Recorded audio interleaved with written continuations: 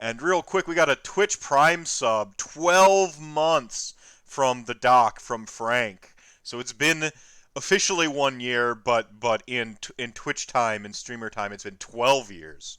So thank you for your and in COVID time, I think it's been about 38 years. So thank you Uh, so much. I'm not sure the conversion rate on COVID. if you're factoring in leap years, then it's more like 72, but Mm. 38, 72, close. Yeah, very close, very close. Yeah. The bad kind of hyperbolic time chamber. That's right, that's right. Well, it looks like Chat Gang is here. I am, of course, the magical Mr. Mephisto, the most dangerous man in Age of Sigmar, reclaiming the old moniker as the purple fades a little bit from my hair here. We are doing episode 65 of RantCast. I am joined by Jeel, coming up from Chat Gang, fellow Twitch streamer, and a pretty fantastic artist, I might add. So how's it going tonight, Thank man? you. Going well. Going well. Started redoing the art yesterday, trying to learn how to do tablet stuff and bashing my head Ta- against the wall. when you say Uh, tablet stuff, you mean like actual Stylus. like Yeah, digital art. yeah, That's the future. like on a bamboo or of course Yeah, even a Wacom or yeah. I A know Wacom, Intuos, yeah, I into know this Pro. Yeah. yeah, most people just moved. I mean, I think most people just moved on to a literal iPad at this point. But some of those, I still like some of the dedicated drawing stuff, or at least I did when I was still Mm, doodling. yeah. Um, I like it. I need the multiple being able to quickly grab and stuff and having multiple keys on and then also hotkeys on the side. But I right, also learned it when I did it more seriously back in the day. right. We were kind of talking off air a little bit about your artistic journey. We'll of course get into some of that, but just to kind of finish off the intro here, we will be talking a lot. We'll be talking a little bit about Sylvaneth tonight, and then going to talk about. So we got to sort of. We've got two hats we're going to be wearing this evening, which is going to be Sylvaneth and some hobby discussion, some art discussion, because you're of course a pretty devout Sylvaneth player as well. I am a devout Sylvaneth lover. Yeah, yeah, Yeah. yeah. I'm a tree hugger. Yeah.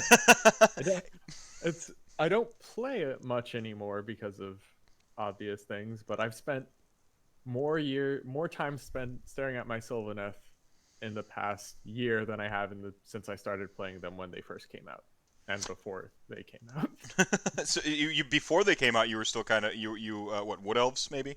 Yeah, I Yeah. was so I never got into fantasy, but I got dangerously close right as the Ed time started up. Mm.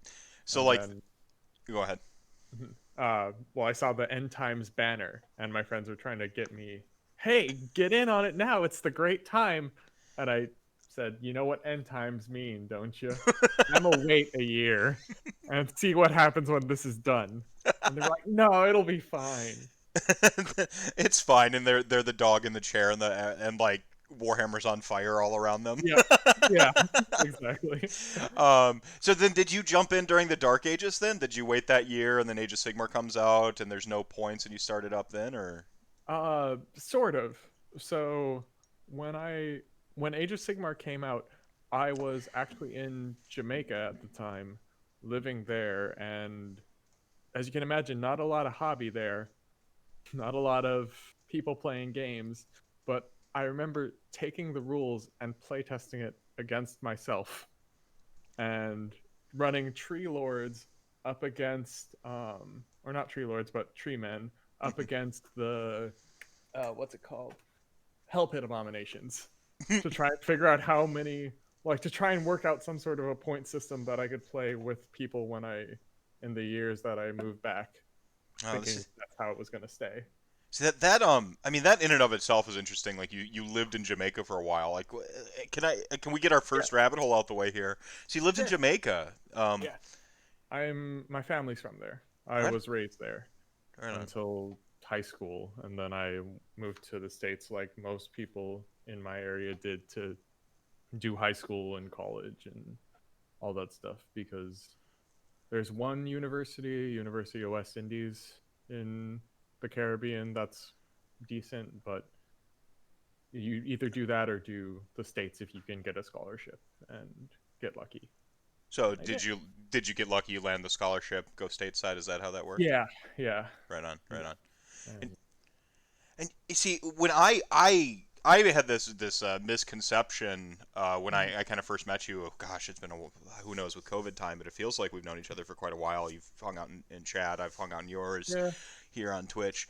I thought you were an art major. Like I legitimately did. Like you've got the profile picture, which is really cool, sort of like desaturated image showing off one of the greatest mains in Warhammer that I've ever seen. Uh, Thank you. Thank you. I've been likened to Danny Sexbing, and I cannot think of a better compliment.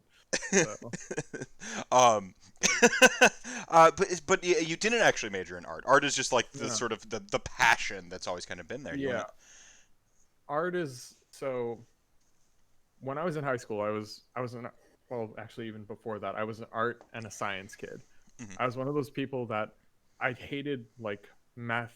I hated math, but I loved physics. I loved the puzzle of it, and I loved working through problems creatively.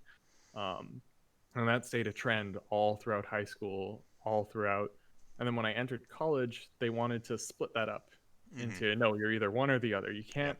There's none of this creative mind BS. You do sit down and do calculus forever until you want to cry or get out of science. Get in Those your are your box. options. Get in. They're just trying to stuff you into the Yeah. box. See, what we were mentioning off stream, I kind of had a similar issue where like the minors I wanted to take weren't in this under the like English school at university, so like I wasn't allowed to like pursue, um, a fine arts minor or some of those other minors that I was really interested in at the time. So I just kind of like went all in on writing. Sure. Um, which is interesting because up until that point in high school, I was the dual like the art writing kid. Like I was Okay. usually in the art room. I had a I was the exception that they made at the end, like in my senior year, where I had 4 independent study courses. So Huh. half my day, my senior year, was spent in the art room. Often, I love chalk pastel and oil pastel. I was in a craze at that point, so I was Hmm. doing like my pastel and some painting stuff. Hmm. Um, and and then like you go to college and they're like, no, no, no, get in the one box, like Yeah. get in there. Yeah. And so I Uh, completely let my art skills completely deteriorate over hmm.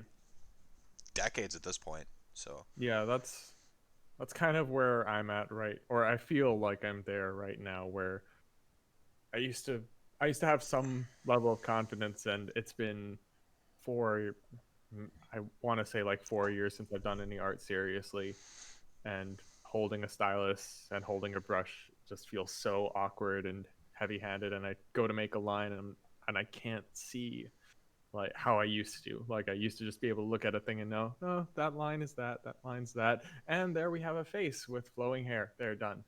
mhm. Like, and now it's like I draw a line, I draw another line. Oh God, the proportions are not correct. That is that teeth? Did I draw teeth? Oh God. Well, Oh God. you've been recommitted to art essentially since I've known you. How like when was that like the hobby sort of align with your Sylvaneth interest? Did you did you follow did that art kind of follow you with the hobby, or was the hobby your way of getting recommitting to your art? Yeah, so it's actually funny. It started a lot with Twitch. I've so I realized I've never had a I had a painted Tau army back in the day, but I was a kid. It was garbage. Um it was my first painting attempt, and it was just terrible. Um and so I realized that I'd never had like an army that I was proud of painted wise. So when this year came around, I said, "Okay, I'm going to sit down with Twitch. Twitch is just going to be my hobby time. Mhm. It's going to be the thing that holds me accountable." And so I just getting back into the habit of painting that way, and then started doodling in my journal sketchbook where I just log my work and stuff. And then decided, hell, I'm doing it. I don't feel like painting. I might as well break out the tablet and Mhm. do the thing again. Yeah, some of And your so, recent streams were more the were actually like yeah, illustration. Yeah, yeah. yeah, I'm trying to get back into it just because I finished my last project, which was a whole bunch of Sylvaneth stuff, and now I have 2,000 points painted. So goal accomplished. Move into something else, and I figured, why not art? Why not something that I used to love and don't anymore? Hmm. Uh, and also that way I can paint Sylvaneth stuff again, like actually do Warhammer illustrations, because that's not really a thing. I don't see I see a few, but not a Uh, lot. to Lilia, Jared, uh, Razor Tree Productions, his partner Okay. does some like Warhammer illustrations. She's actually quite good. And but like there's I mean it does feel like there's just like a couple of folks, and it's not really this like Yeah. big thing, and I feel like there's a great sort of uh, calling for that. Like we could Yeah. use, especially with Soulbound, around the time Soulbound started coming out and people Oh start yeah, yeah, yeah. making their characters. Yeah. Um, that's what about the time I started seeing a lot of like the tweets go, "Hey, can someone draw my like Soulbound character? Can someone draw Huh. my Anvil of Apotheosis character?" And Yeah. so like I feel like you're striking when the iron's hot. I think you've got some good momentum, and you've done the thing I am incapable of with Twitch, which is kind of hold to a schedule. So kudos, man. Well, that's the thing. It's I'm not scheduling to stream. I'm scheduling to get a thing done. You know, Hmm. and I feel like that's helped me keep the schedule That because, yeah, that and must I've be also painted trees, that and must I'm be the so happy secret, with it. huh? Yeah, I don't know what the secret is. If you figure it out, let me know. But that's the secret I for me haven't to stay on schedule. I haven't in 7 years, man. Like, uh, as far as I know, it's marathons have been my way of like of committing hard to Mm, my stream. But gotcha. then like marathons are like a once in a so often thing. Yeah, yeah. So I I'll know. do my October marathon, which is see you. What's interesting, like your interests are all kind of adjacent. Art, painting, like you've again.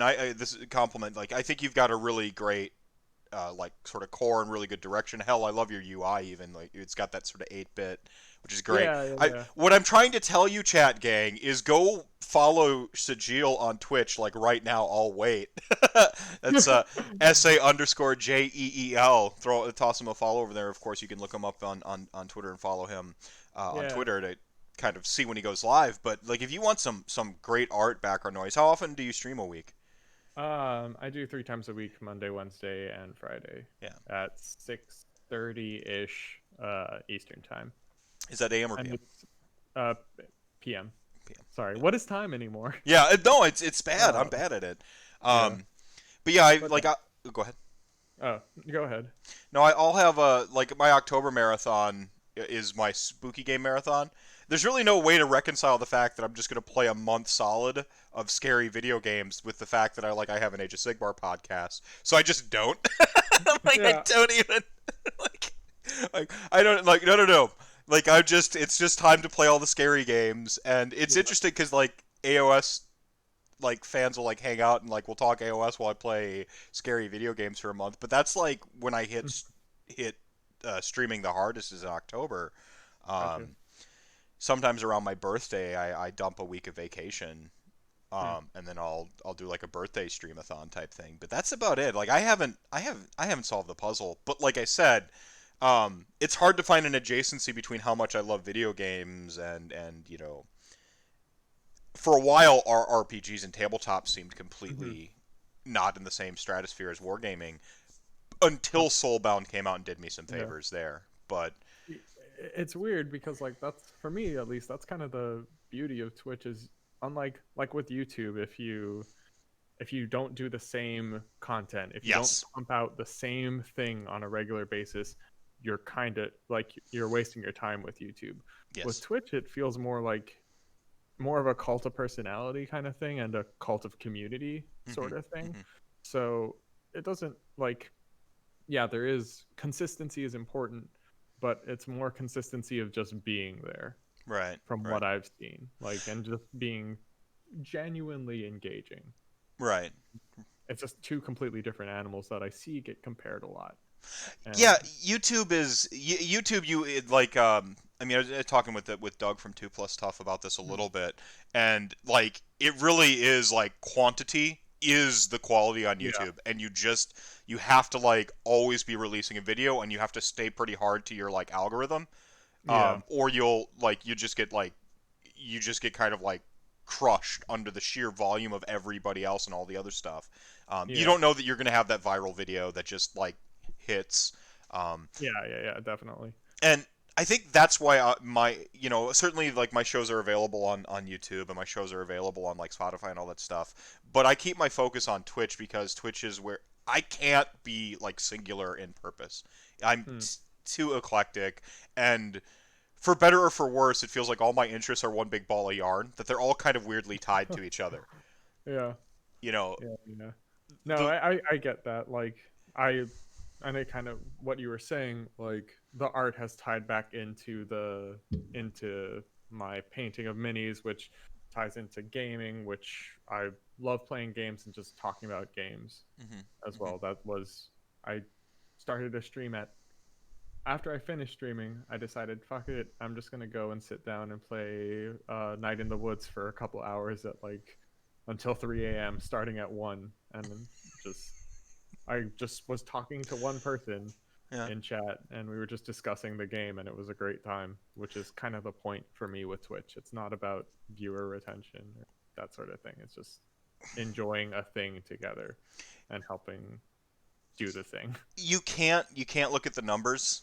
Um, Oh yeah, no. you like you it's hard to stream. The hardest part of Twitch, and I talked about this I think with Rocco Yo boy a little bit when he was on because he's also a Twitch streamer as well.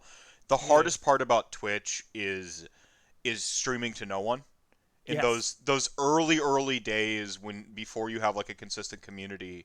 um it's so much easier to like right now, like I can see chat gangs popping off. I recognize, Yeah. D6 is in there, Soren and Frank are having a conversation. That's why we got that show within the show. And hey Greg, how's it going, bud?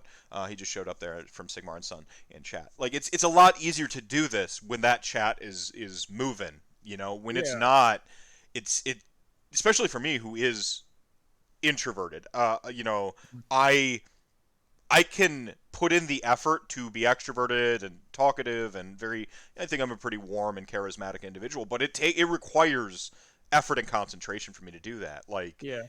um, and when it's not happening, when that chat's not there to like sort of remind me to talk to chat and to interact, then I just go quiet. Yeah. And I'm with the introverted part, I'm very much the same way. It's effort. It's absolutely effort, and there's this awkwardness when you're talking to no one and no one's listening. And well, there's just and you glance down and there's that zero, that red zero, and it's just like, "Hey guys, how's it going?" Anyway, it's gonna uh it killed me. so how did you get through it? Because I think now you're getting to the point. You've got your first giveaway going on, a little Yeah, bit. So yeah. you've kind of I feel like you've got some momentum built up.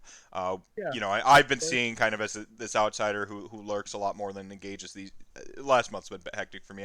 I'll get back to wielding my sword in your channel here soon.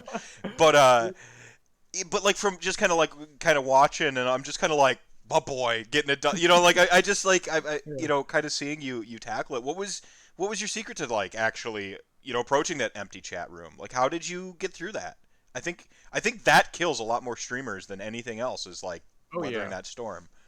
Especially just the staring blankly forward playing a game like that, like when you have no one to watch and you just are trying to stand out in a crowd. But the way I got through that, um well, I first started just talking because it was painting mostly. I was painting or putting stuff together, but mostly painting.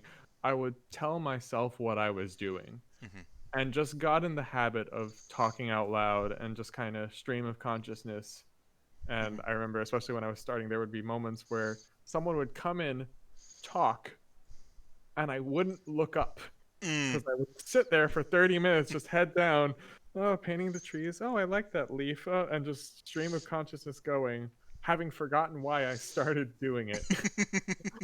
So then I pulled that back and remembered, oh, I should look up, read the chat.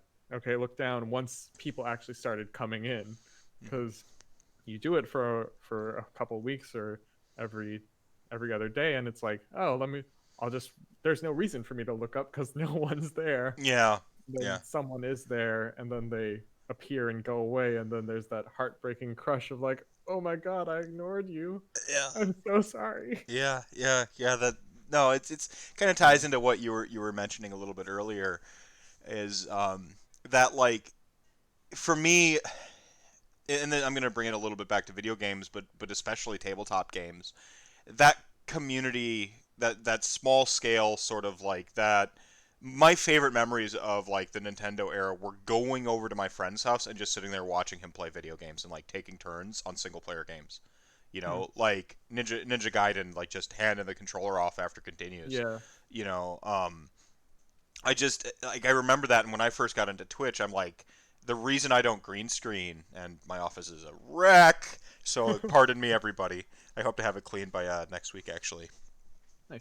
It's I feel organized like, chaos right now. You can actually see the like totes now, finally huh, like stacked. It's just finding places now. yeah. But you know, I don't use the green screen because I like that idea that like you're sitting on the couch hanging out with me. You know, like Mm. that you're Yeah. you know, so I like that. And I mean, when you're talking tabletop games, I mean that's what the experience is Twitch does, Oh YouTube yeah, I feel like absolutely. is a little distancing. Not I'm Yeah. not saying one's better or worse. YouTube is great for reach.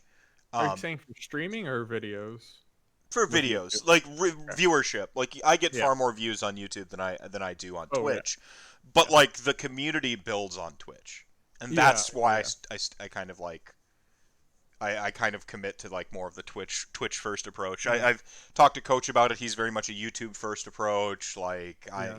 it's and it's something that like there are multi-talented geniuses out there that are capable of like just sort of managing it all. And it's like I gotta kind of focus on one thing and See, go I've ahead. heard that they exist, but I've never seen one. I've Mm, never actually seen one. I've seen the ones that pay someone to edit their videos. I've seen mm, that, like a Night Blue or Odd One or all those famous league people. They all have someone else. You think it's them at first, or I did.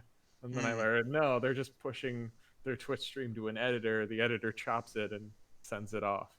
Yeah, man, I need to I've get never me one seen of one that those. actually does that.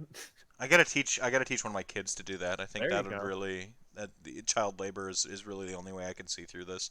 Um, And I've heard I've that's the way to go. yeah, yeah, yeah. Oh man, I do the minimalist amount of editing. I chop the beginnings and the ends of videos, Mhm. and I actually cut out like a 3 minute bit of silence from last week's RantCast on for the Spotify and iTunes and stuff because there's just like a Nice. dead silence, and I'm like, oh, I'll Yeah. fix that. So I threw it in Audacity, found where like it just flatlined, like Mhm. highlight, delete, make sure it like syncs up perfectly, and I'm like, Yeah. if I were really There you smart, go. if I were really smart, I would record an extra audio clip because I say we'll be right back, and then I could have done like a commercial style Yeah. plug or call to action Or right there. you could do like a 2 plus tough thing and do like a parody in it, Yeah, I for meth juice or something, a new hit gamer energy soda or could something. could have done literally anything. Didn't. So Yeah. it's just if you listen to it, if you listen to last week's episode, which is actually a great episode about like animosity. We should do a narrative last week, talking hobby this week, which kind of moving around here of the Yeah. spheres. You if you listen to it, you'll just hear, and we'll be right back, and just go right back into the thing, and I'm just like, but it's better than silence. So Yeah. you don't want No, that radio. definitely. Yeah. But so like what I guess what I'm saying is like the recognition is there that I could be doing more, but Yeah. just so lazy. See, it's weird because like I feel like Twitch and YouTube are like opposite ends where like with YouTube it's like maximum effort. Mhm. Like you need that. If you're not like if you want to make it big on the YouTubes and bring in those internet dollars, you need maximum effort where you're like, "Oh, what's the hottest hot thumbnail trend?" and Mm. "Oh, let me get my analytics up. Is it 10 minutes now? 12 minutes? What?" and doing all that stuff. Whereas Twitch, you can just okay, cool. You got to consistency is kind of a thing, but if you want to stream cleaning out your office, Never happened. That people sounds would like watch that. You laugh, but people would absolutely tune in for that, and not even just call it a just chatting stream and just hang out while you clean. Mhm. Like I know not gonna happen, but but that's no, what I I mean. It's like a I minimum effort kind of thing. yeah, Like, yeah. Well, I mean, on the flip side, like one of the YouTube tools that I find like super handy is the scheduling the releases, because then, mhm. and this is again, Oh, is that where you queue up a video? yeah, yeah. I mean, Okay. there's premieres which are kind of trying to replicate the Twitch experience where you release the premiere and then you're live and you watch. Yeah, That I hasn't quite landed for me. It was really cool for that like that week of content we all did for the anniversary or the Adepticon at mm, home weekend. yeah, yeah, Um, yeah. but it's like I can't. I put the stuff up on the YouTube on a schedule because I can't be at my computer, and so it's really handy. Is like like I was this old, this many years old when I realized that I could do all the work on a Sunday and then just schedule the stuff to release throughout the week. And I'm like, wait a second, this is easier. Of course, I'm gonna do the easier thing. Yeah. Whereas on the flip side, like Twitch, you really have this like it is grueling, you know, Yeah. to maintain that schedule, especially for someone like me who does need to see, you know, I do need to see 8 viewers. You know, I do need to see Oh, that yeah, yeah, number yeah. go up sometimes. Like I, Yeah. I, I can stream to nobody with the best of them, but like I have that like chip on my shoulder insecurity that must be appeased, that tiny voice inside that craves validation. And Mm, so like I like like I have to get that positive response or I start to kind of like wane in my efforts. yeah. Um So to kind of bring it back, you're talking about that sense of like you're on a couch with your buddy passing a controller kind of thing. yeah, yeah. Well, the way I grew up in Jamaica with a super paranoid mother who I had no friends growing up. I was the typical isolated child. So for me, like sitting by myself, doing a thing, talking to myself, there is no that animosity isn't there. That chip on my shoulder. Yeah. It's just like, oh, this is like when I was 5 and 6 and 7 and 8. Ah, That's this is fine. there's like at once like a beautiful serenity to that, but also Yeah. a sadness. Oh yeah, absolutely. Like oh dude, like I'll be your friend. I got super I got super deep as a child. Yeah, yeah, Very early on. yeah. Yeah, See, yeah, yeah. I see. It's it's like interesting how like technology we can find those ways that. I mean, I do think that the internet is the realm of the introvert.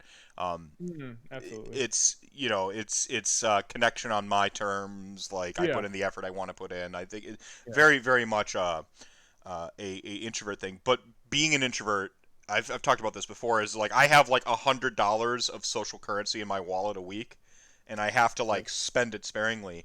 And Yeah. Twitch, when I do, you'll see when I hit October, I will run out of currency very Mm, fast, and like it's hard to keep up that schedule for me. For I guess yeah. there are folks out there who are probably like, oh, this is easy. I can do this every day. But I feel like for some folks, it's like I mean, it takes a lot of effort to be. Yeah. I call it being on.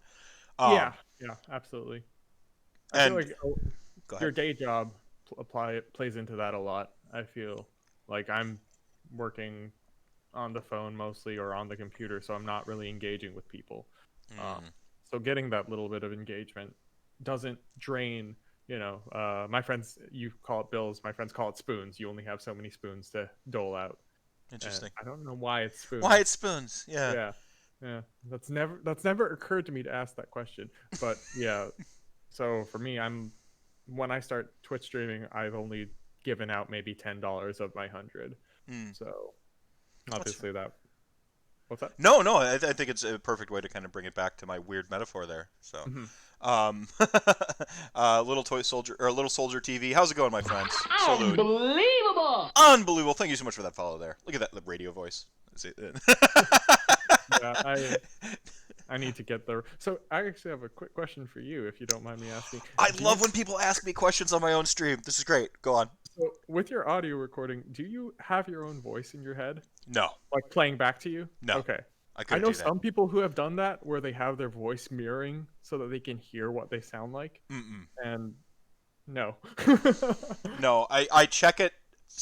Like I do like a sort of like a diagnostics check Mm, weekly, where I'll I'll do on my I use Streamlabs OBS. You've got the record Yeah. button as opposed to the go live button.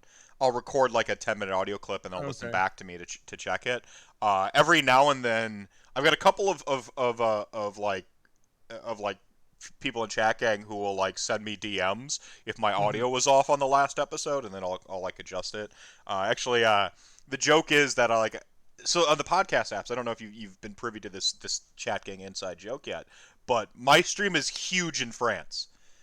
I Oh, have like I do think that. like Okay. America is like 30% and France, as of the last metrics I checked, is Huh. 37% of my audience on Huh. And you could. Spotify, iTunes, no, Oh, geez. Spotify, iTunes, Okay. Anchor, Huh. Podbean, all that stuff. I use Anchor as like the main thing, and then that distributes it to everything. Um, Okay. so Anchor's analytics tell me it's 37% of people are French, and one I know of one particular pseudonym or pseudonym. He doesn't listen to my show though because it's too long.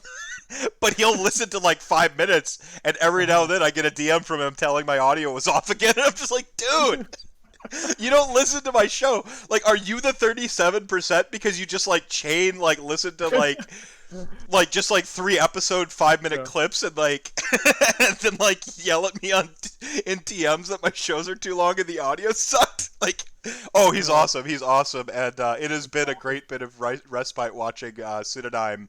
It's pseudonym because he's French, so the E makes you pronounce the M, right?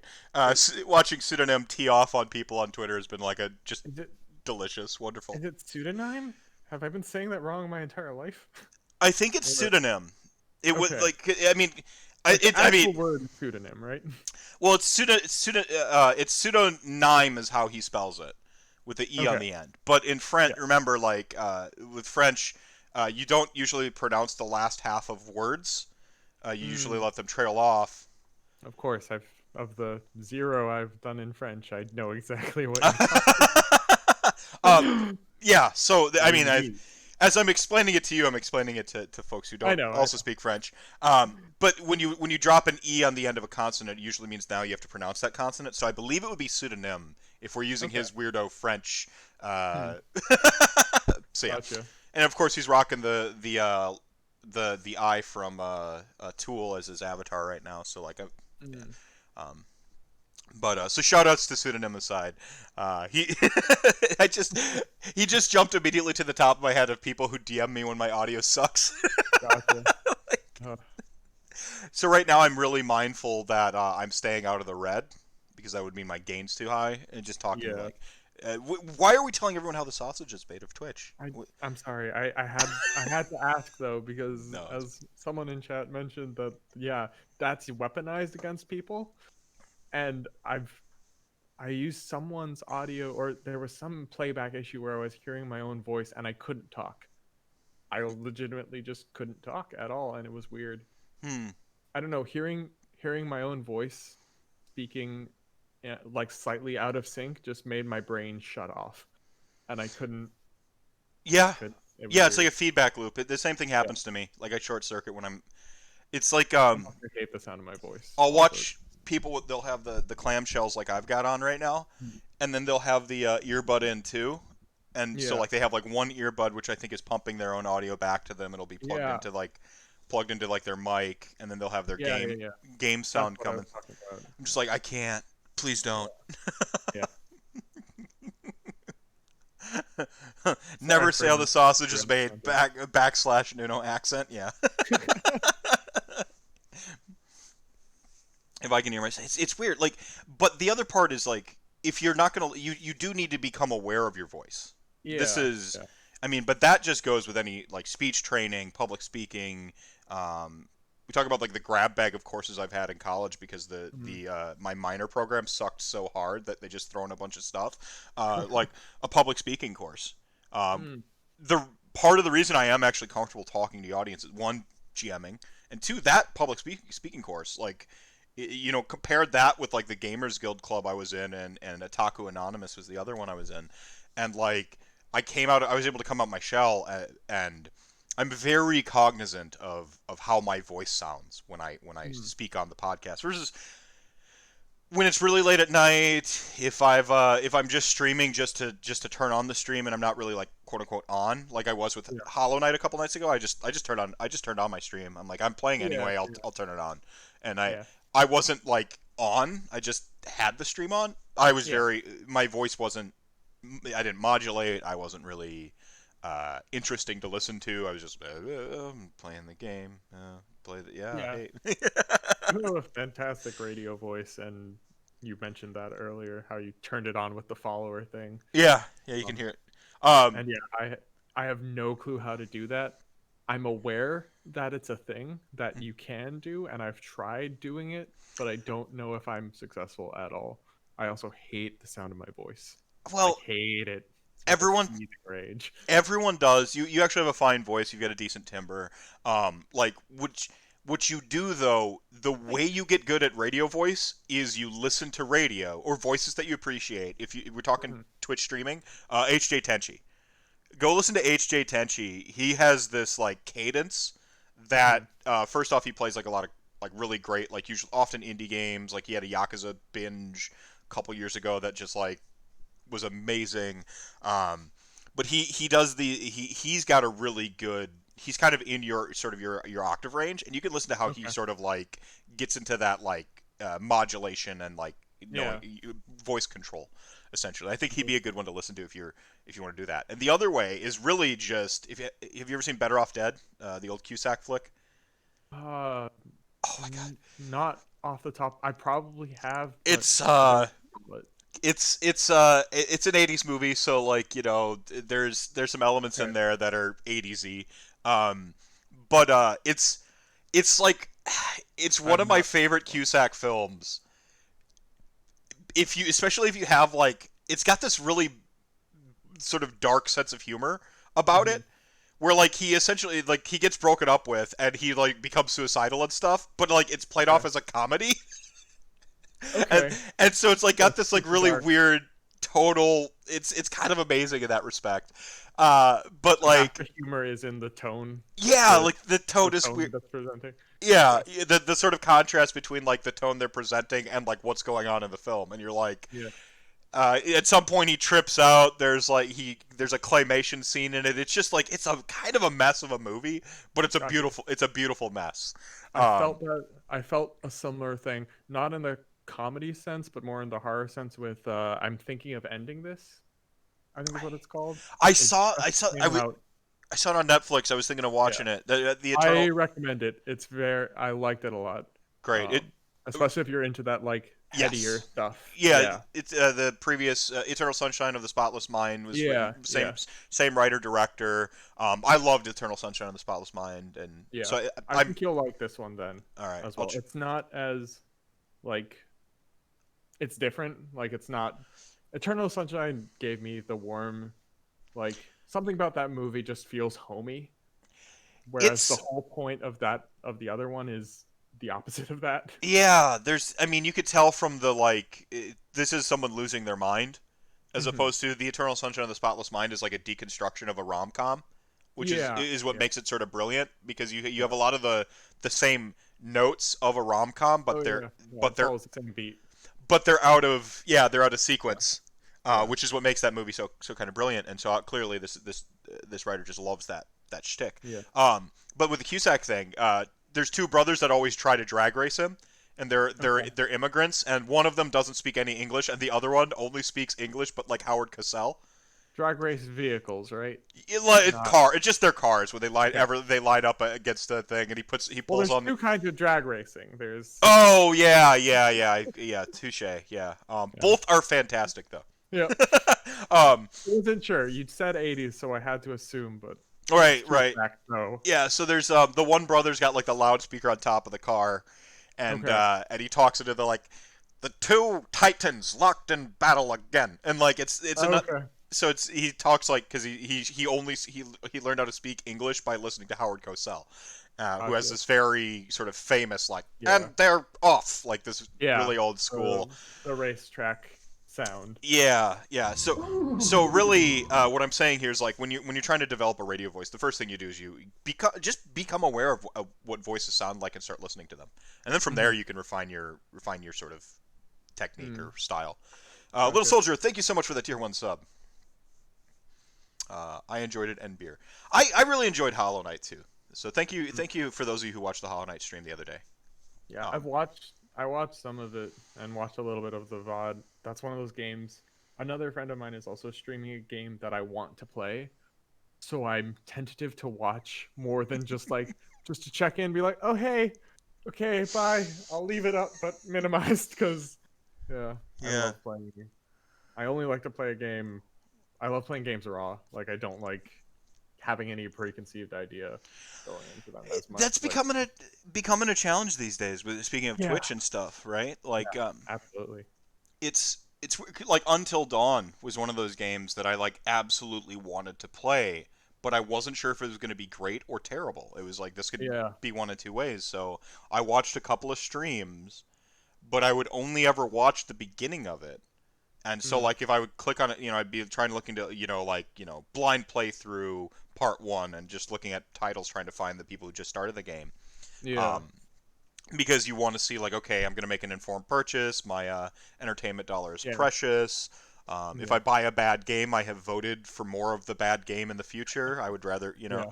so all those little things come in. And so Twitch is a handy tool for that. Yeah. Um, Absolutely. I I'm did. glad that that seems to have petered out to get a little further off in the tangent weeds, but the twitching, we need to crack down on that because every viewer that's watching our game for free would be buying the game, so we need to shut down streaming. I'm glad that that has like completely died for the most part. I Yeah. think Nintendo's still a little weird, but Nintendo's always been weird. Well, Nintendo cracks down on YouTubers too, and Oh, they um, still are doing that? yeah, a little bit here and there.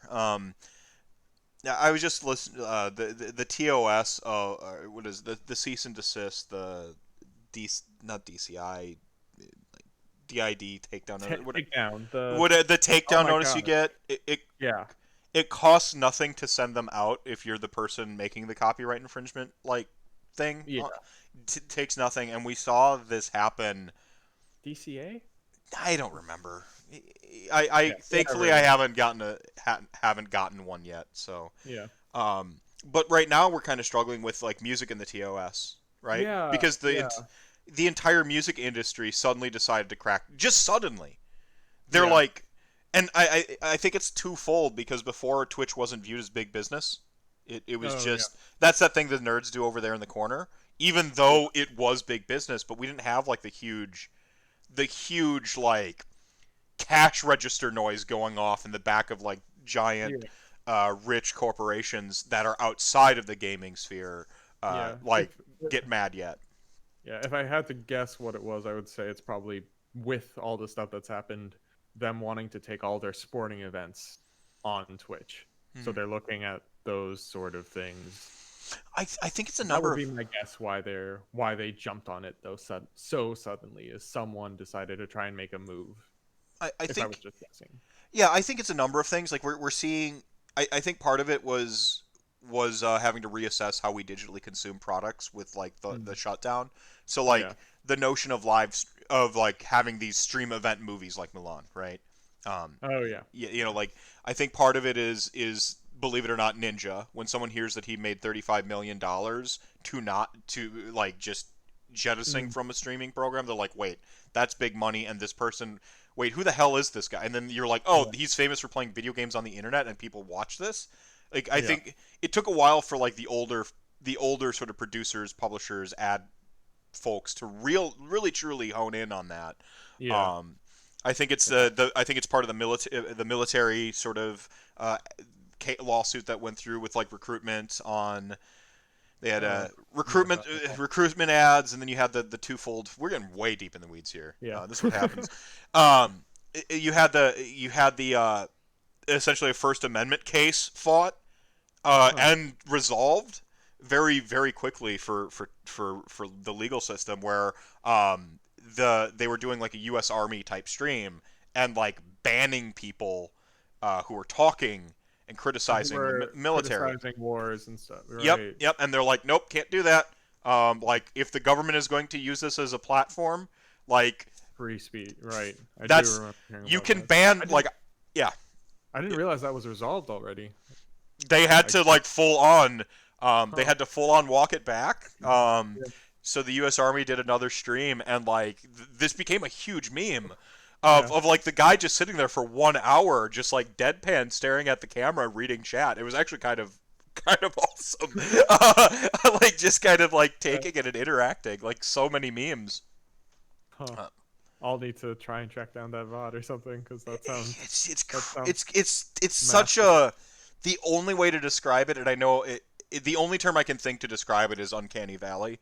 Yeah. Not not in the sense that like you're looking at a mannequin that looks too real, but in a sense that like it feels like there's cracks in the matrix moment. It's like a Yeah. moment where I feel like Yeah. there's cracks in the matrix, where I'm Yeah. sitting here and I'm Yeah. just like it's This like can't be real. yeah, Yeah. yeah, like Kind of it's like too that.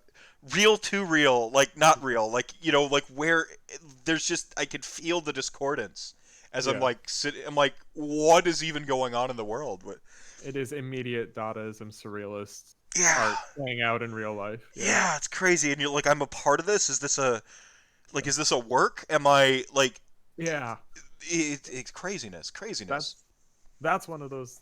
That's a tangent that I could get into. The whole games as art, and then people like, what is Twitch plays Pokemon? How do you classify that whole entire zeitgeist that occurred all around? Like, praised be to Omni Oddle or whatever the Noctilus Pokemon is. Like, that whole thing is just a weird case study of art and games and how they relate to how the viewer relates to art and that whole thing.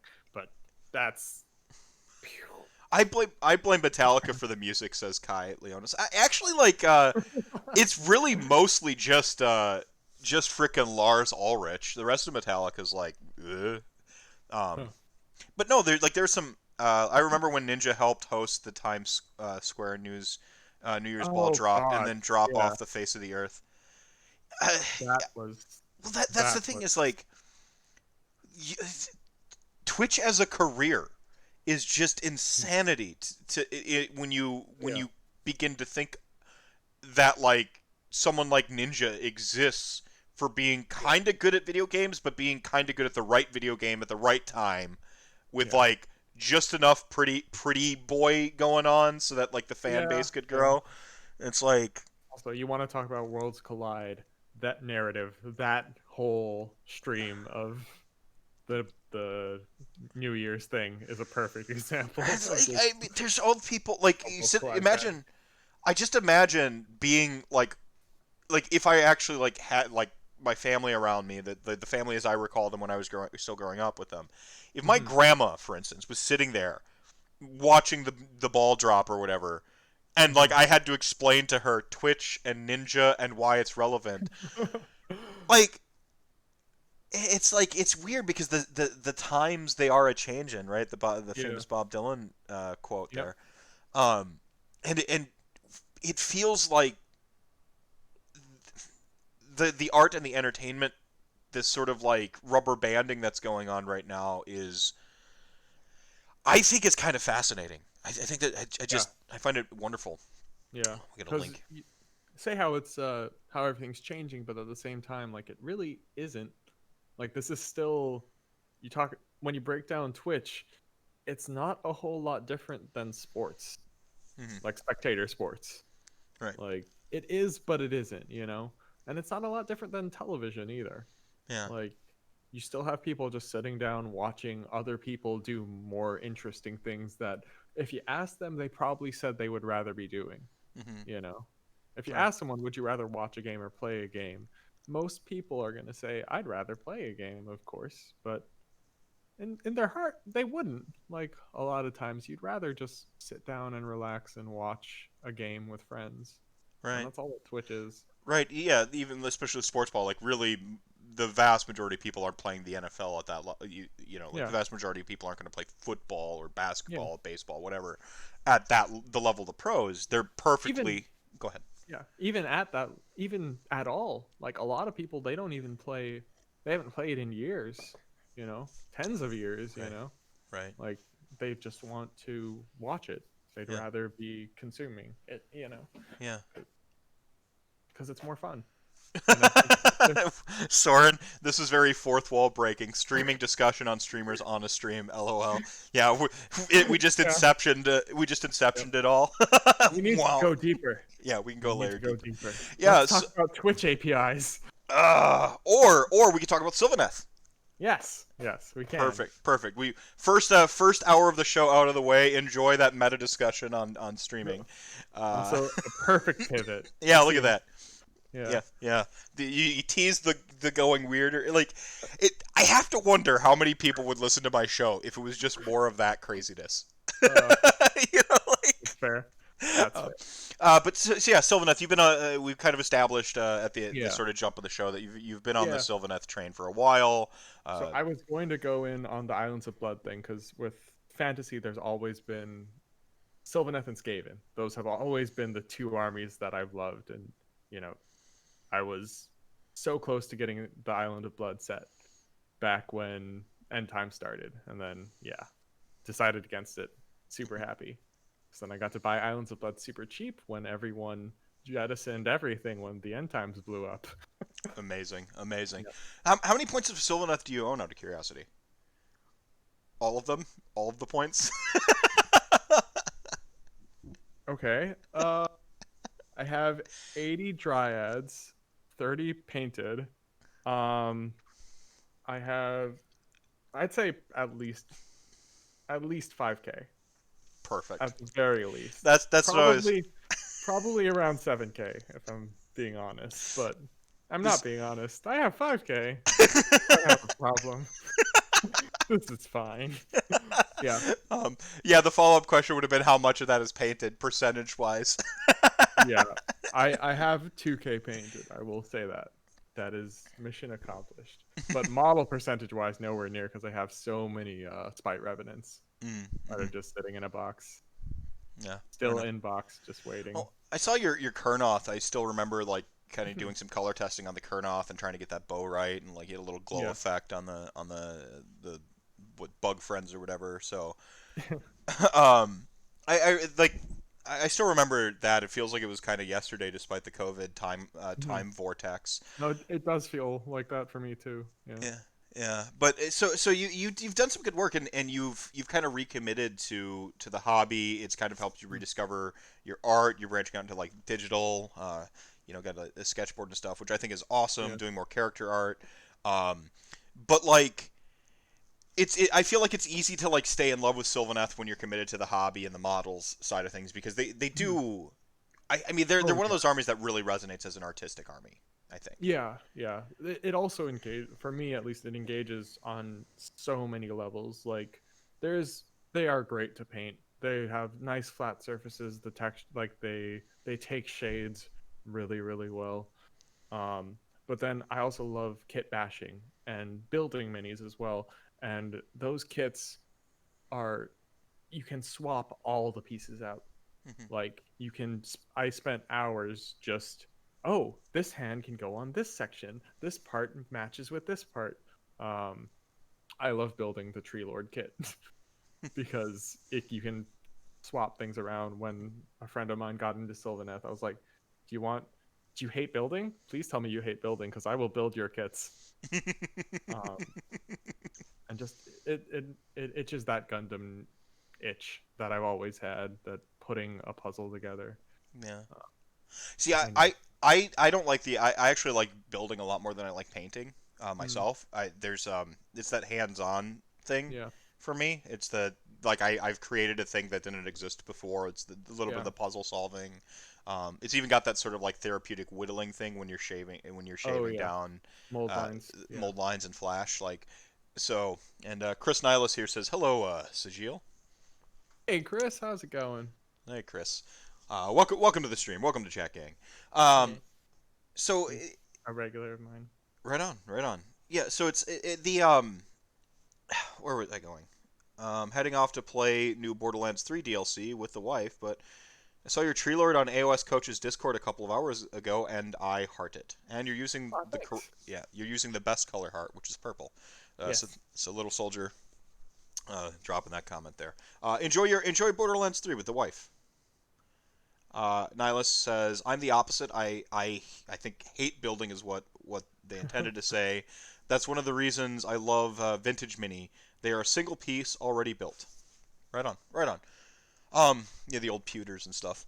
Yeah, Um, which I, I can't stand pewter. I hate it. You can't hack it to bits and melt it yeah, well, I mean, you can, but easily, easily. you're right, right. I've wrecked hobby saws because I Mm, playing 40K Blood Angels, all the mm. freaking metal Vanguard veterans and stuff, like having to like Yeah. saw them up and pin Oh, them yeah, and yeah. ugh, For me, ah. it was the Bloodthirster, the old metal Bloodthirster. Mm, That piece of evil awfulness. A mm, number of times that broke, pinned or not, it didn't matter. It mm, would shatter. mm. Um, but yeah, no, the Sylvaneth kits are just so great. I love them, So and the all the new stuff from GW has been just they've been knocking it out of the park. yeah, I was watching one of the Vince episode, kind of. I don't know if it was the fixing Sylvaneth episode or not, but he no, it was the 5 year retrospective episode. He talked about like when Sylvaneth kind of came out in the timeline, and the Sylvaneth battle, like that first battle tome, was where like we saw we saw like faction artifacts and like allegiance Yeah, yeah, abilities and stuff like that, and I was yeah. just kind of Magic like, as well. oh, go ahead. I think they were the first one with magic as well. Yeah. Like, Yeah. Like I kind of parachuted into Age of Sigmar in 2017. GHB mm, 2017 is when I kind of picked it up. So I missed that. Like when I got there, it was already kind of a reality that like you get some of that stuff. And so an interesting thing happened when they got their re-released Battle Tome, and this is kind of where I was going with that. Is like if you focus on the mm. art side of Sylvaneth, I think you stay thoroughly engaged and Oh yeah. how do you stay engaged with maybe some of the dissonance you might feel for the like the rule side of things? Because I think they are sort of Sylvaneth are sort of the poster child right now for the bad army, right? Yeah. The sound effect. Wah, wah. Yeah, yeah, yeah. Sad, Yeah. like the sad trombone. um, I couldn't remember what instrument it was, so thanks there. yeah, you're welcome. Um, yeah, they. So the way I've been staying engaged with them, one Anvil of Apotheosis has. I love that thing. Like I love creating the characters, and for me, really, it's been the narrative side, not so much. Like I used to really enjoy the competitive side, especially back in 40K, and then into Age of Sigmar. I didn't have a painted army for the first long bit, which kind of uh, walled me off for a while. Or and there's a weird dissonance there, or disconnect, where a competitive game you want to be playing different things to attack the meta. You Hmm. need to be flexible if you're going to stay competitive. Right, right. The hobby doesn't really allow for that, you know? Not like in a video game where, okay, cool. I want if I want to counter pick a certain thing or a certain strategy, I don't need to spend 3 months building and painting it, Right, you know, before I can do that. Because right. in those 3 months, the meta will change. Um, but with Sylvaneth, yeah, for me, it's really been the narrative side of the game Hmm. because you don't really get that hyper competitive thing because the game kind of devolves more into a giant Rube Goldberg machine that you and your opponent, air quotes, have agreed to. Hmm. So it's more about setting up this Jenga board of characters and units and stuff and watching it all crash in an interesting way. And, you know, you're completely justified in, well, no, last battle, this Revenant leader fought your Ungor. So even though it doesn't serve me to win right now, he has a damn vendetta against that bastard. So he's going after him and he's going to lop his head off. And your Ungor is going to try his best to run away because he's a scared little Ungor and will not fight. And that's the way I've been engaging more with the game side of it. Um, See, that's a really I see. I wonder if there's sort of like a half life of like, or if there's some sort of like a continuum of like competitive to narrative, where if you have and Nihilus here, Or sorry, Kai Leonis says not without a massive hobby front end effort, right? That sort of being able to stay competitive and stay with it. Um, Yeah. it's I feel like if you're like sort of a loyalist to an army, it is there's almost like a continuum or an inevitability that you end up on a more narrative invested Yeah. side for connecting to the game. Again, the Yeah. hobby is kind of the hobby. I think it's easy to like continue to love your army if you really just are a hobbyist and you're interested in the Oh yeah. models and Yeah. it's the game putting this on the table. Like why would I put this on the table still if I know I'm just going to get my butt whooped or whatever. Like I think that there's it's kind of what you mentioned that sort of narrative carrot being like okay like I'm not gonna and I don't want to call it meta chasing. I don't like that. Like the upkeep of competitive where Okay. Yeah. you have to be rotating your models through your army on that sort of 3 month cycle. You gotta be a little bit good at the prediction aspect, which is its own Yeah. skill set of thinking where the meta is going to go, buying the right stuff so that you can have it built for the right time for the tournament. Yeah. Getting in your reps along the way on empty bases for a little bit, or having a huge cache of existing armies that you can, only Yeah. have to build one unit for this or a couple units for this and rotate it through. Like if you have all of the Zinch models in triplicate, right? Yeah. You're good. You can see that And like that pendulum swing from mortal to daemons to mortals to daemons, right? And then you can yeah. you can modulate where you need to go and be competitive. Like right now, flamers are good. If you already have your skyfires left over from a little bit ago, or your enlightened or your Carrick acolytes, like maybe one day that stuff gets good, and then you just pull it off the shelf and you start playing with it again. So there is that side of it, Yeah. where like you can kind of if you with a big enough like log of stuff, but Yeah. every now and then you Very just resourceful. yeah. Yeah. Yeah, so like the resource pool, right? That upkeep that to maintain that. But like if you are just kind of the army purist, if your army's not like a wide battle tome, like all of the chaos factions are super wide. Like they have tons of kits, tons of models, tons of units. Um, they tend to be on that like that pendulum that swings back and forth between demons and Yeah. mortals. Absolutely.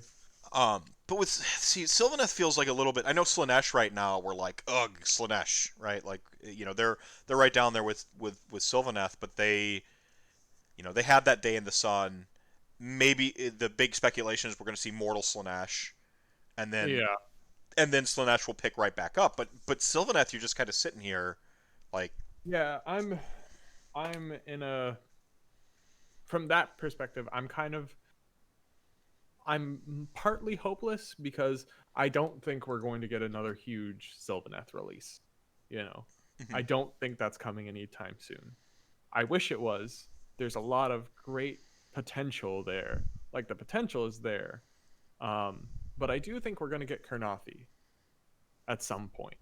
And that kind of scratches that Sylvaneth itch. They're close to it for me that I would abandon my one true to to explore that. oh, okay. So for like the layman like me, what is there are Kurnoth hunters, and Mhm. in Sylvaneth, what are Kurnothi? How are they different from Sylvaneth? Okay. So Kurnoth hunters are children of Alariel that devote themselves to the god Kurnoth, which is the god of hunting and the patron of Gur, of order, pretty much. Who got murked by Nurgle. There we go. The Kurnothi are his children, like his dedicated children. They are effectively order beastmen. Um, Oh, so that's pretty have metal. yeah, so they got a release for The Underworlds, yeah, the Beast Grave or Beastgraver. whatever. Yep. Yeah. So there's a centaur leader, and then a bunch of effectively fawns and a little cat companion thing. Mhm. Um, so to kind of go on the model stuff, they're really interesting because the Kurnoth or some of the basically any of the Sylvaneth that resurrect, that have effectively our avatars. They have their martial memory kind of thing, and the next generation gets reborn. They have this thing called a Lementiri in their stomach, which is a jewel that holds all their Soul stuff. Yeah. soul stuff and soul memories. The Karnathi also have that. exactly the same as the Sylvaneth. No other things in the range have that. So, eh, Yeah. GW winking and nodding to please, please just give me this. Yeah, yeah, yeah. but Yeah, so but so yeah. if what would a full like range of Karnathi be like? Because we saw the Beast Grade boxes, centaurs, fawns. Like any notion there? Would you like to speculate some speculation here? Oh, I would love to speculate. I can speculate and I can wish list. Yeah, So go for it, which go for it. Yeah, go for it um both. so ideally what I'd want is I'd want them because AOS they take the standard trope and they kind of go at a right angle. When like Yeah, crank it to 11. yeah. This amp goes to 11. So you have what they've shown is you have the typical fantasy trope. Oh, it's a centaur, it's a faun, it plays a little flute. Oh, how cute and quaint and half man, half beast kind of thing. Right. What I hope they do is I hope that we get um, elven werewolves. If I were a painter, model designer, mini designer, that's where I would take that. So elves that are look normal, like half and half things, and then you have giant beastly abomination horde things that are just the pure raw primal rage of the elves. Like that side of wood elves just taken to the nth degree. Well, that sounds pretty metal to me. Yeah. So So yeah, imagine a bunch of half animal, half beast creatures, and then gigantic bloodborne esque creatures backing them up. right That's on, what I would want to see. right on. No, I love that. Yeah. I think that's a really great take. Um, I feel like there would need to be something else there, but I haven't been able to scratch that in my mind yet, but I feel like that's a good base. yeah. Like, Yeah, I mean, if that's your A starting point, like where they end up could be, you know, completely fantastical and amazing. Um, and then Kurnoth is a multi-armed Azarath style cleric beast. So gigantic cleric beast with like a human inside of it, or an elven ghostly form in its side with multiple arms. And like Did you just make a tree Gundam? we already have tree Gundams, but this would be a beast Gundam. So different. How Drycha is a tree Gundam, because that's what Drycha is. Drycha is a tree Gundam. Right. Look at Like it. in the tree mech, like piloting Yeah, it. she is. Kurnoth would be a puppy Gundam. I hate the way I said, yeah, but that's what I could see it. It rhymes. It Yeah. matches. Yeah. Sylvaneth and Kurnoth are lovers or whatever. They have that thing from the old world where Kurnoth, the Orion would die and then get resurrected by not Alariel. Her name also starts with an A. Also has L's. Ariel. Mm. Ariel, the goddess of life in fantasy. Yeah, so it works, Right. and Right. they love rhyming things back to the old world. So Yeah, I mean it's fun to have little nods back to it while forging a new narrative. So Kurnoth is currently dead in Age of Sigmar. So yes, it's strange because the first book he wasn't dead, he was missing. Now in the most recent book he has been declared slain by, I think, the guy on Gut the rot spume. snail. No, the one on the snail, I think, did him in. Horticulus Slimex. Yeah, I think one of his forces killed off Kurnoth. Mm-hmm. And like, which it was an off-screen death in the book, so it No didn't body, actually no matter. death. Yep, Yeah. they just returned with his spear to Alariel, being like, "This is all we have of our god," and they're all angry about it. Yeah. But yeah, I feel like my hope is through the Kurnothi and maybe an eventual joint force where they reunite Wood Elves and Wood Elves and Treekin to like. I could see them doing that. Yeah. Like, Yeah. same Well, thing with like a big Waw style or Great Waw yeah, style. yeah, Yeah. exactly. I think they laid the foundation to do that with I go ahead. with Deepkin, Deepkin and the Cow Elves. Like you could have because the Deepkin kind of are like the old.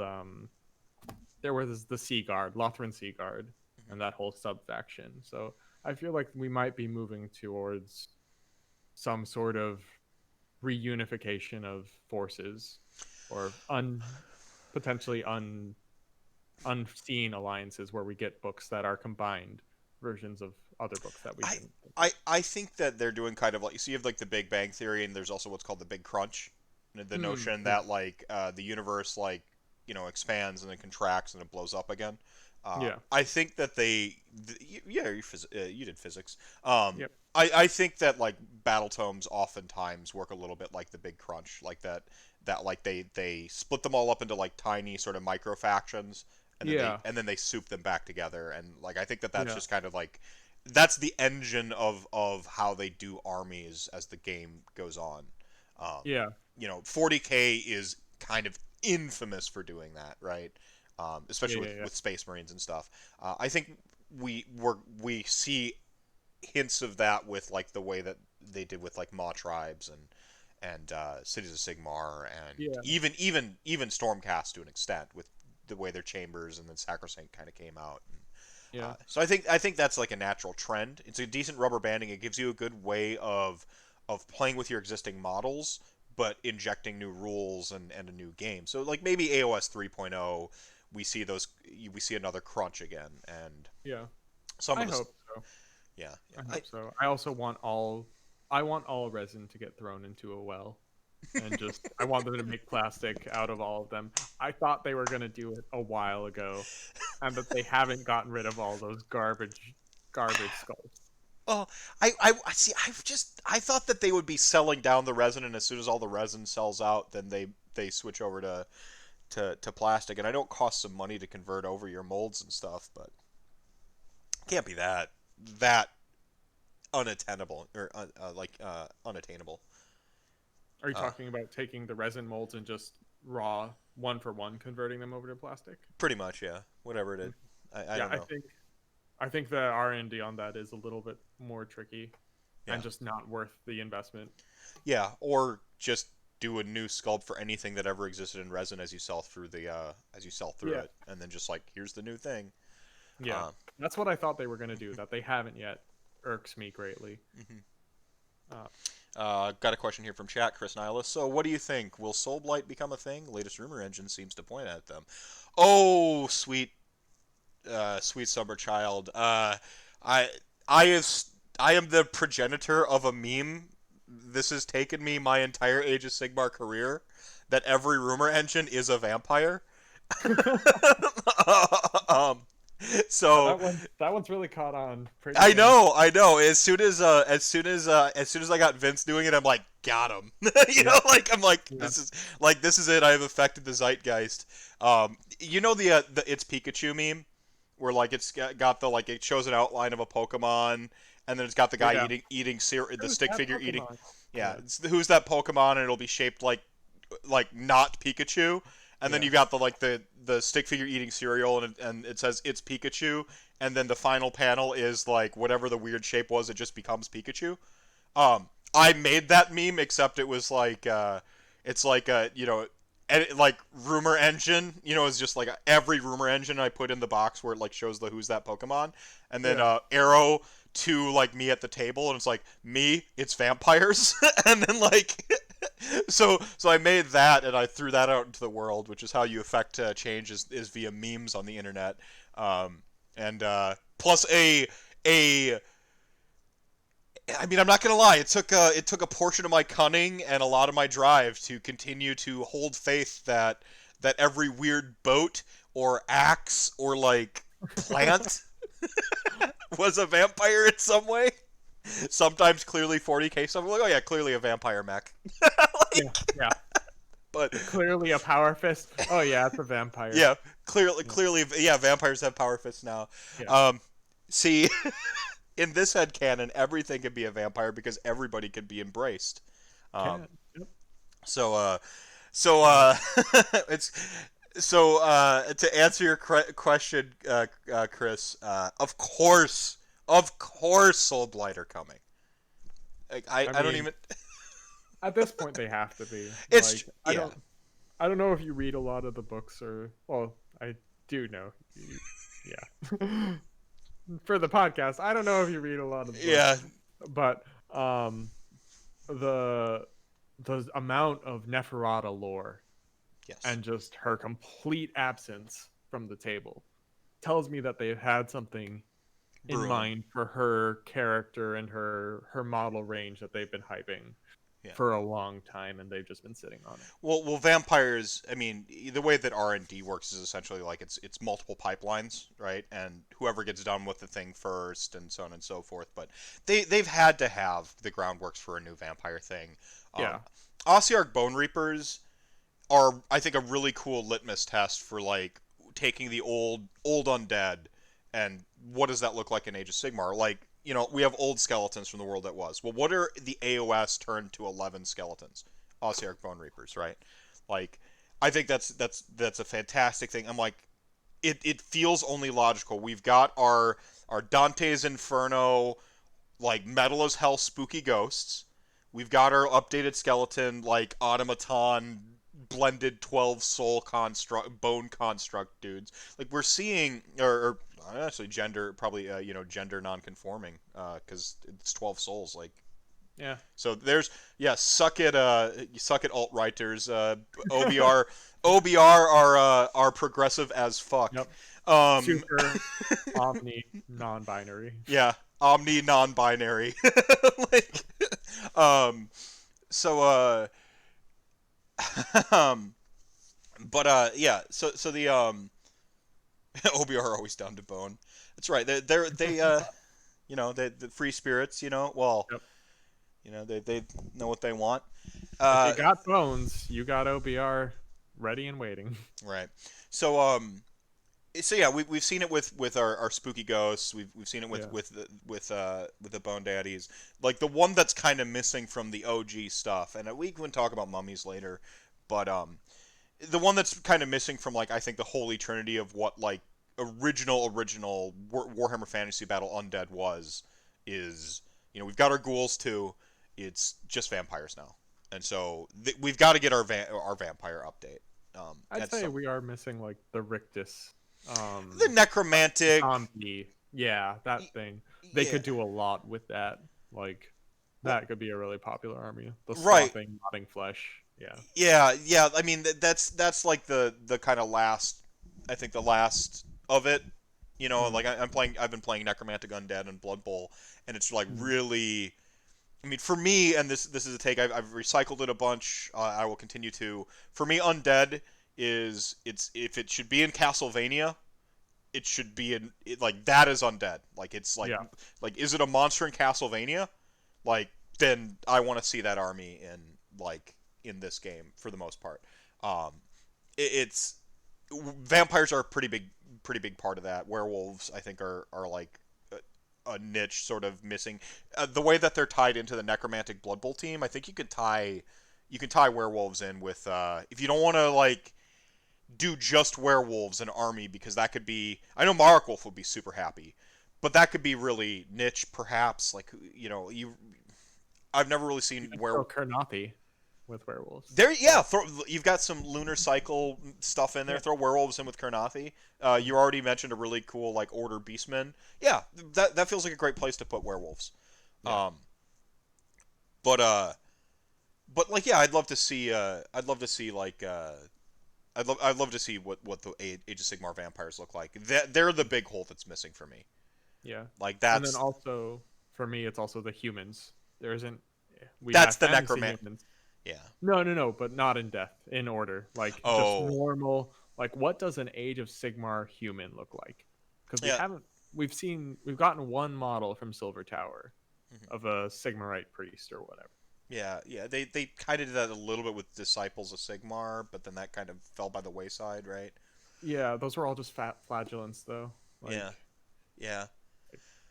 Yeah, I mean, that's a great point. Soulblight has especially made me like conscious of like, well, what's a regular human just doing in this world, or yeah. regular, right? But I want my necromantic undead as well, and my like crazy ash flesh sculpting like Yes. monstrosities. Like, I want, Frankenstein to the 11th. Yeah, I think you fold that in with the necromancers, and like you have this Yeah. really awesome like bloodborne, like, Yeah. crazy, over the top, like, you do like, you could even do like like a blood ministry style like necromancy circle that's even Mhm. like that's sort of separate from Nagash, because some people want to see stuff that's separate from Nagash in death, and like, I don't Yeah, care. I don't know how I feel about that. I Like when AOS first started, I really wanted diversity in death, but as it's gone on and as I've seen the light of Nagash, I've I've been more on on the side of just no, just it's Nagash. It's all Nagash. I It's Nagash or get out. I see. I think that's a really good counter. I think that is good diversity in and of itself, because Yeah. when you zoom out to like the Grand Alliances and how they all function with their own stuff, like Order is this like sort of schismed chimera, like barely works type thing. Um, Destruction is just a series of hurricanes and tornadoes that happen to assault this. Like, I think there's a really cool, if you look across the different spectrum, that sort Yeah. of like how death is in its macabre, mocking way supreme Yeah. order. It's just Yeah. at the cost of all free will and stuff. And I'm like, and I think that's a very poignant observation, like, of reality. Is like, Yeah. that counterplay. If I'm zooming out and taking Age of Sigmar way too like artistically, I think that's what makes Nagash is Undead so fascinating to me. Is that it's that sort of like commentary on the human condition of like, we could have supreme order if we all sacrificed free will, and but would you want that? The answer is no, right? Like, you don't. That's why Nagash is the bad guy. Yeah. But also, like, as you've blown him out big, larger and larger, to the point where he's not even, there are parts of him where he's okay, this is a bad guy Nagash, but then there are also parts of him where it's just like, nah, just, oh, you're gonna die soon. Okay, take your time, good buddy, you prayed to me, it's fine, just your soul's almost up, so keep the machine going. I don't actually care about anything that's going on. Well, he's it's that cold, like, Hades do his job sort of Yeah. thing, like Yeah, I love there. that take on him. Yeah, like, I mean, that's what makes Nighthaunt so freaking awesome, is like he's done his job as like an underworld god. Yeah. Is he's punished all the unjust and evil, Yeah. you Yeah. know? Which does make me want to see the opposite side of that. What is like the highborn? And I feel like we might get that with Soulblight a bit. What does, if those are the punished dregs, what do Yes. the people that Nagash sees like, you're bloody perfect. You Yeah, did it a little bit with OBR, but I want to see like what the nth degree of that is, where these are Nagash's babies, his like do yeah. no wrong. Well, yeah, like where are the ones that he like reveres and rewards, Yeah, right? exactly. Like, Because I'm is that in OBR? Like, are there, or is it not really? the way the OBR lore works is like you can only get demoted, you are never promoted. Like, so uh, Okay. like you can only like, so if you're like a Liege Cavalos and you like screw up a major battle or something, like they'll Mm. bust you down to just like a Mortek Hekatos or something like that, and like Mm. reblend your soul and like take the parts Okay. that they need, and like, oh, like you'd make a really good like unit champion, and so they like take that one part of the soul, and but like the core part that needs to Mhm. be punished eventually just ends up in a horse if you just keep fucking up long enough. Like, So it's kind of like a weird it's the housing situation where your body, cool, you only get one, you have one soul in you. Oh, you messed up, dump it down, you got three souls in you. Oh, you fucked up again, five souls, well, 5 souls in one body. the only three Ossiarch Bone Reapers are single-souled individuals, though. Catacross, Xanthos, and Vokmordian. Those are the three. Okay. They're the only three who conceivably there's a few more, but in terms of the books, Mhm. those are our three that have a single Wait, soul. Everybody are else there is like a are dozen there soul. models for all three of those, Yes. or Yeah, they okay? all have like distinct, unique models. Which one's Bachmordian? Vokmordian is the awesome coffin dude. Like, Oh, he's okay. he's our Lotan. He's the Yeah. coolest freaking sculpt ever. Huh. And then just like garbage rules. Yeah. Yeah. Uh, uh, so, um want to speak about garbage rules? so back to Sylvaneth. Yeah. uh, they're not garbage, but they are at the bottom of the fat middle. I think they're like a firmly 2 and 3 army, and like and that's like in the no zone for me. Is like you want Mhm. everyone to kind of sort into that 3 and 2. It Yeah. you're hard pressed to like win with that army. Poor trees. I agree. So back when I used to actually play, I did some tournaments with BWG out in PA, and I also did some stuff in where was that? In Jersey for a while. And I was only running Skaven back then because I'm one of those people who likes to get ahead of the meta. Like while everyone's else like playing what is it, Shyvana jungle, I'm in there with Teemo. Just Teemo jungle all the way because I can see because ADCs are really so I like Yeah. trying to see what's coming. Um and I came up And with a Timo is of really course a scout. yeah, exactly. Narrative. Yeah, You get narrative. it. Yeah, yeah. Not the fact that I can troll and just lay mushrooms everywhere. No, you I No like one bothers me. no, if I queued and like I'm a jungle main and I got busted down to like support or top, which are like my sort of secondary roles, to find out a fucking Teemo took my jungle, I would flame so bad. Like I would lose my shit. But League Yep. of Legends turns me into a monster. Like It turns all of us into monsters, all of us. uh Um, anyway. but so when like so I kind of when I started getting more into Sylvaneth, I fell off and then fell off the competitive just because I was building my army. I decided, okay, I'm not gonna play until I play painted, Right. which is a mistake. It killed my engagement for a while. Hmm. Um, but the launch of the Sylvaneth book is really really interesting, and I feel like a lot of the failure of Sylvaneth, having dissected that book a lot since it came out, revolves around the way it was released. So Are you talking about this newest one or the initial yeah, the one? newest one, Okay, yeah, the the not the iTunes original flub. one. Yeah, yeah, Yeah, okay. because like I said, I was in Jamaica when Sylvaneth came out, and I couldn't actually play anywhere. I didn't have anyone to play with when the book came out, and then I was moving around and didn't have means to transport an army. So I didn't really get to play a lot until the beginning of a couple months or half a year before second edition. I, So not uh, quite a 2.0 baby, which is like increasing section yeah, of our demographic. Yeah. yeah. That was when I started to really play the game and tried to actually was one of the first people to grow it in the area that I play in. I remember it was just Oh me yeah. and two other people playing. Um, Hang on to your thought real quick. sure. Soren just redeemed 1,000 RDP to remind everyone that Chat Gang ain't nothing to fuck with. And how's it going, G Dad? Um, Uh, oh, G Dad then also redeems 1,000 relentless discipline points to further remind y'all that Chat Gang ain't nothing to fuck with. And then W Soren spamming his unique emote, which is the Bestagore with the #1 trophy. Oh, it's a Jeel. Thank you. Reminding everyone Chat Gang ain't nothing to I fuck with. just, Yeah. if anyone was confused. Yeah, in case y'all didn't know, now you know. Yep. Continue. Um, so when I tried to get into Sylvaneth as a competitive, from the competitive scene, Loon Curse came out, Well, picked that up. in Mhm. that 6 month before 2.0 period, Oh yeah, Sylvaneth were sure. pretty good.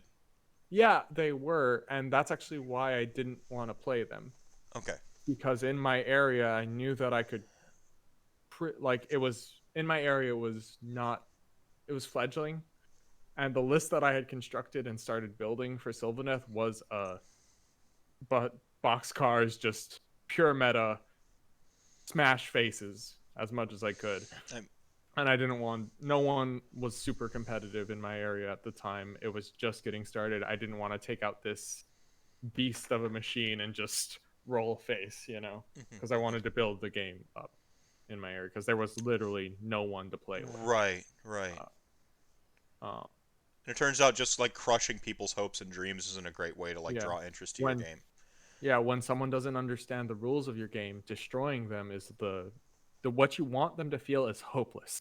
When they step up to play, if you want someone to play your game, make them feel hopeless and destroyed. and just completely defeat it. That's the Right. way to build a community. You'll get a certain type of individual that is an absolute glutton for punishment, but Yep. the most common outcome is Yeah. you will squash any interest whatsoever. Yeah. So So I just played fun, weird, off. Like I had some dwarves that I picked up on the cheap from fantasy. So I just run dispossessed, which I think they had handbook rules at that point. Um, but then when the Loon Curse came out, I got in on it. I scoured to find that bloody box because no one could, like, it sold out really really quickly. Um, and it did. It did. the Revenant was also super super strong. Um, Yeah. because it was add an additional attack with the old book, which was huge. Like that could do horrible things with dryads. Like if you added the Revenant to the previous edition of Sylvaneth with dryads, a 30-man block, that would be nasty. Right. Um, but then we found out, oh, a new book's coming. Then a month, so everyone kind of stopped. Then a month came out, went and gone, where's the book? Then another month came out, where's the book? And then we got a rules leak where a massive chunk of the book got leaked. And one of someone put out there that there was a bunch of negative stuff. Half Well, of it wasn't actually true. Half of it was them not being a Sylvaneth player, misreading rules uh-huh. and misreading how the woods worked, and also just making a bunch of assumptions, and that killed. Oh, everyone said Sylvaneth isn't competitive. Yeah. Before the book even came out, before we had 100% of the rules, Sylvaneth is dead. So a lot of competitive people wrote them off. Then the book comes out, and the book comes out to a wet flop. Well, that was they kind of like they accidentally released it on the iTunes store or whatever, Yeah, the iPad. Yeah. ahead of time. So like people Right, had right. like Yeah. grabbed huge chunks of the book before they Yeah. realized it, and then like they pulled it Right. down off real quick. It Yeah. was And someone who didn't know Sylvaneth read the rules, like had it in front of them, didn't show the book but read it, and they read one of the rules completely wrong. One like a key rule. mhm. I want to go back and I rewatch that, but there was something in there that was just like, oh, this means they're garbage. See, I like where you're going with this because I do think the sort of like we've talked about the zeitgeist in sort of a Mm. broader internet sense. I Yeah. think that like in Age of Sigmar, like there is a poignant effect on the internet's read of things and the community's reception of things. I constantly go back to evocators. I think my poor OCR Bone Reapers were a victim of this too on the opposite scale. They were called NPE when when crematorians was like rules were leaked. We're like, oh, this is gonna be the most NPE thing in the game, and I'm like, Sorry, the most what? NPE, Oh, negative play experience. yeah, yeah, And it's like, oh yeah, and so like then the whole army comes out. The precursor of negative play experience just hangs over a cloud over the entire army, and they've just shifted what the negative play experience was onto like Petrifex Elite with that preconceived notion existing already.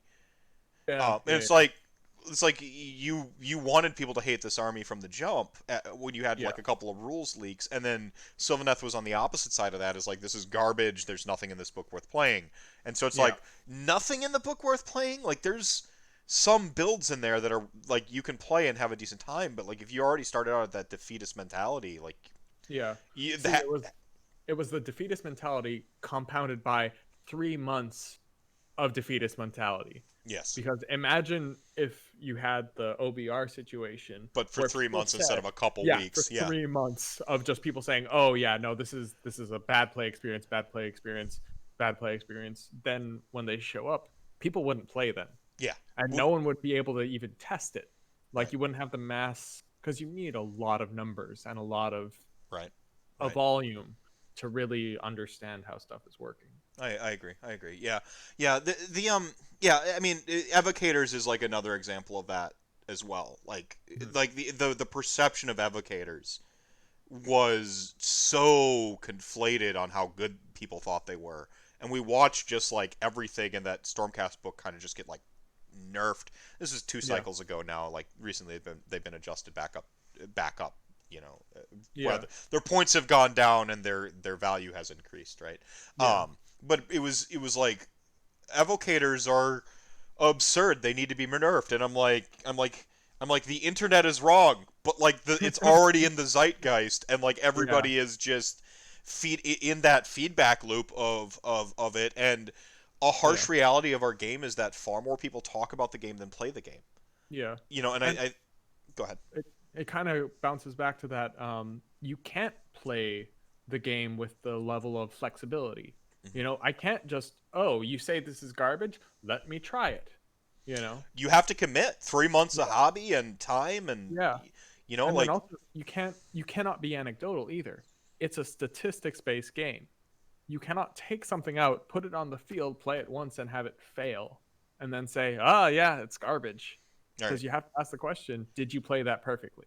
yeah, Because if you right, didn't set it up in the perfect situation, then you're not right. getting the true feedback of the statistics. Right, right. You know? Or let alone setting it up in a variety of situations against a variety of Yeah, armies, against a variety of players, and so on. yeah, Like 1,000 games of 1,000. Where you get a like more of a true statistic or whatever. yeah, Gita, thank you so much for the biddies, by the way.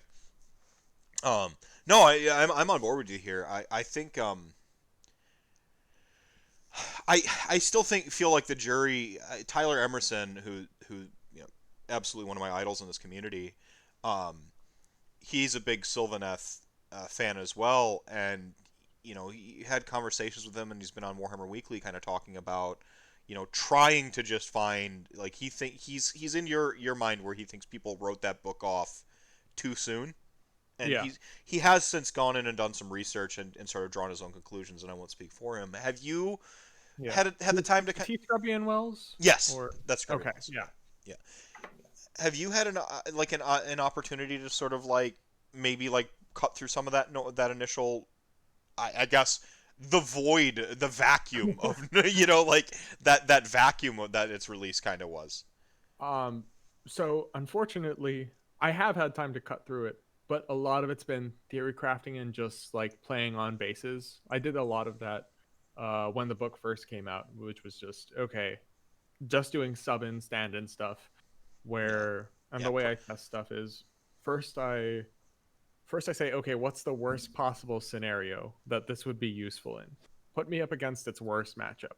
Then put me up against its best matchup. And then let me also record all the rolls that I'm getting and see how close or far off to average they are. Right. You know, Right. that's and when I looked, and then I also do the math hammer as well. So when I broke down a lot of comparisons, um, it was point wise, they stack up fine in my opinion. Like I think you have the tools needed for it to be good. Um, the issue that I have is twofold. One, it is so far off from the previous book.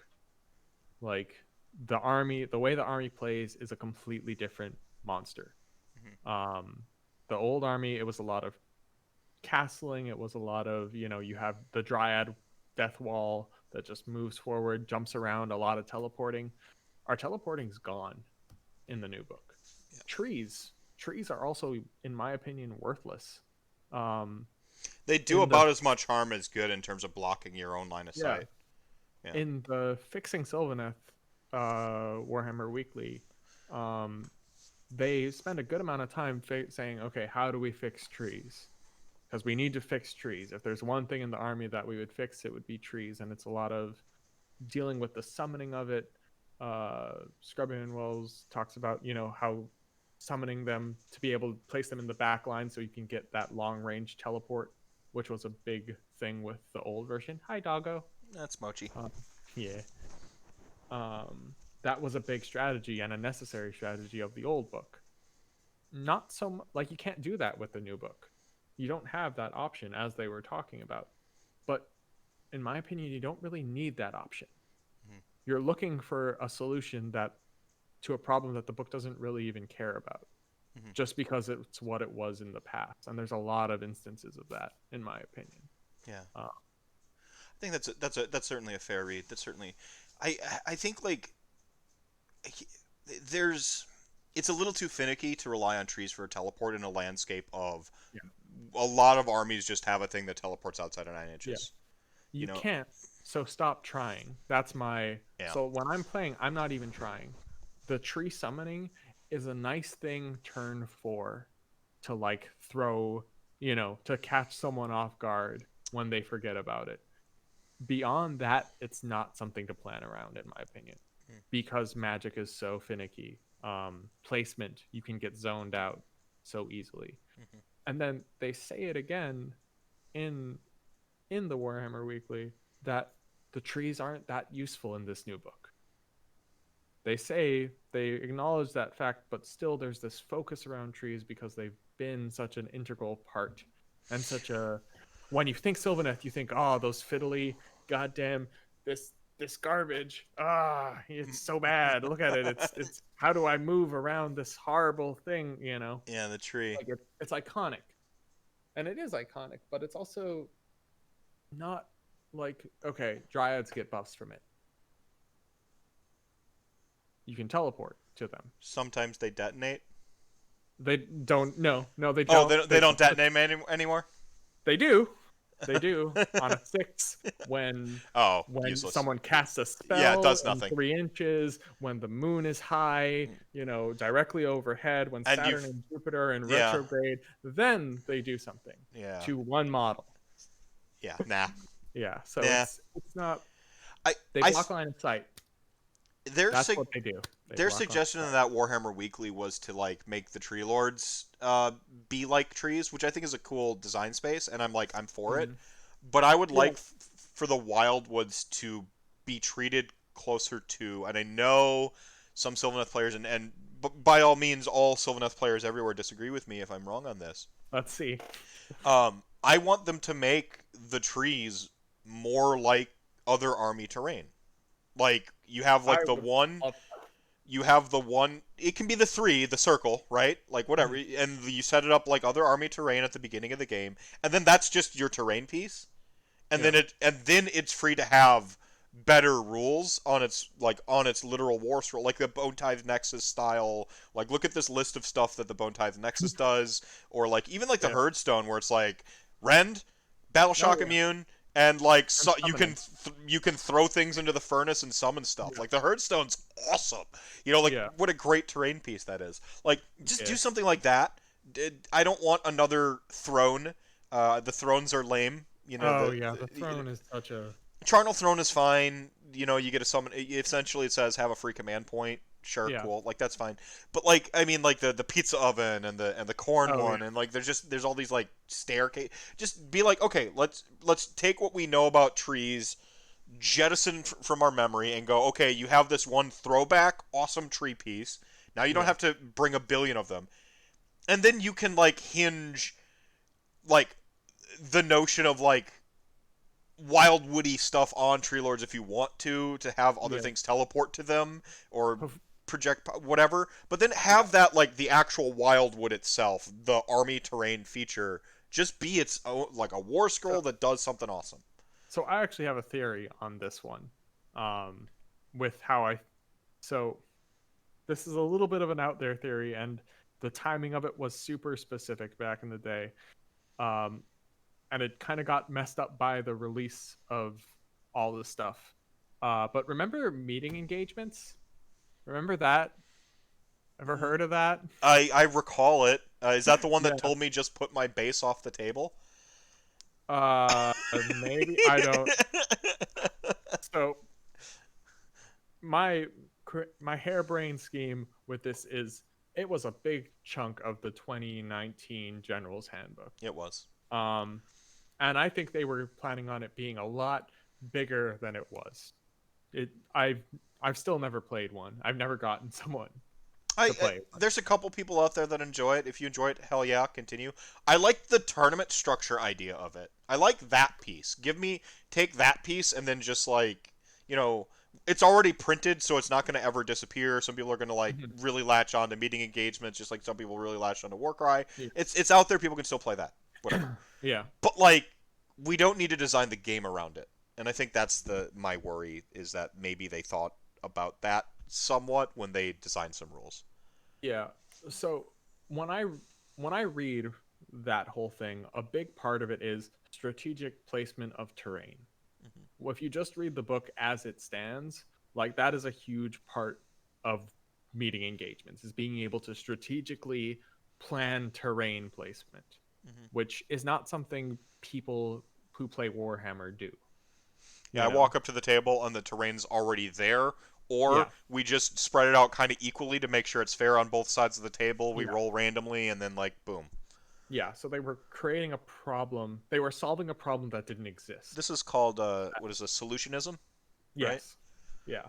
Which I think it might have just been more, oh, here's a cool idea. What if we make terrain super strategic? And, you know, when they released it, a lot of people said, oh, well, we can't, because they released it in a strange way, because they baked the terrain rules into the general rules.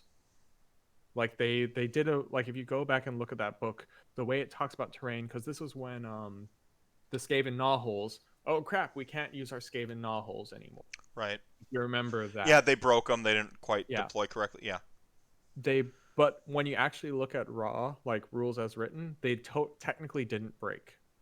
Technically, Yeah. because you can set up Skaven gnaw holes as part of your chosen terrain. Yeah. I know it's a little out there, but Yeah. so you set up your faction terrain after you've set up the battlefield. As a part of setting up the battlefield, you could set up Skaven gnaw holes. I see. So you could set up Skaven gnaw holes as part of the battlefield, and then you couldn't set up your faction terrain. Yeah. But you could have the gnaw holes already there. Right. Rules as written. And I think you could do the same thing with Sylvaneth Wildwood. Well, I think, they just finicked with they just messed around with terrain rule deployment rules again. Hell, Molly, everyone saw you.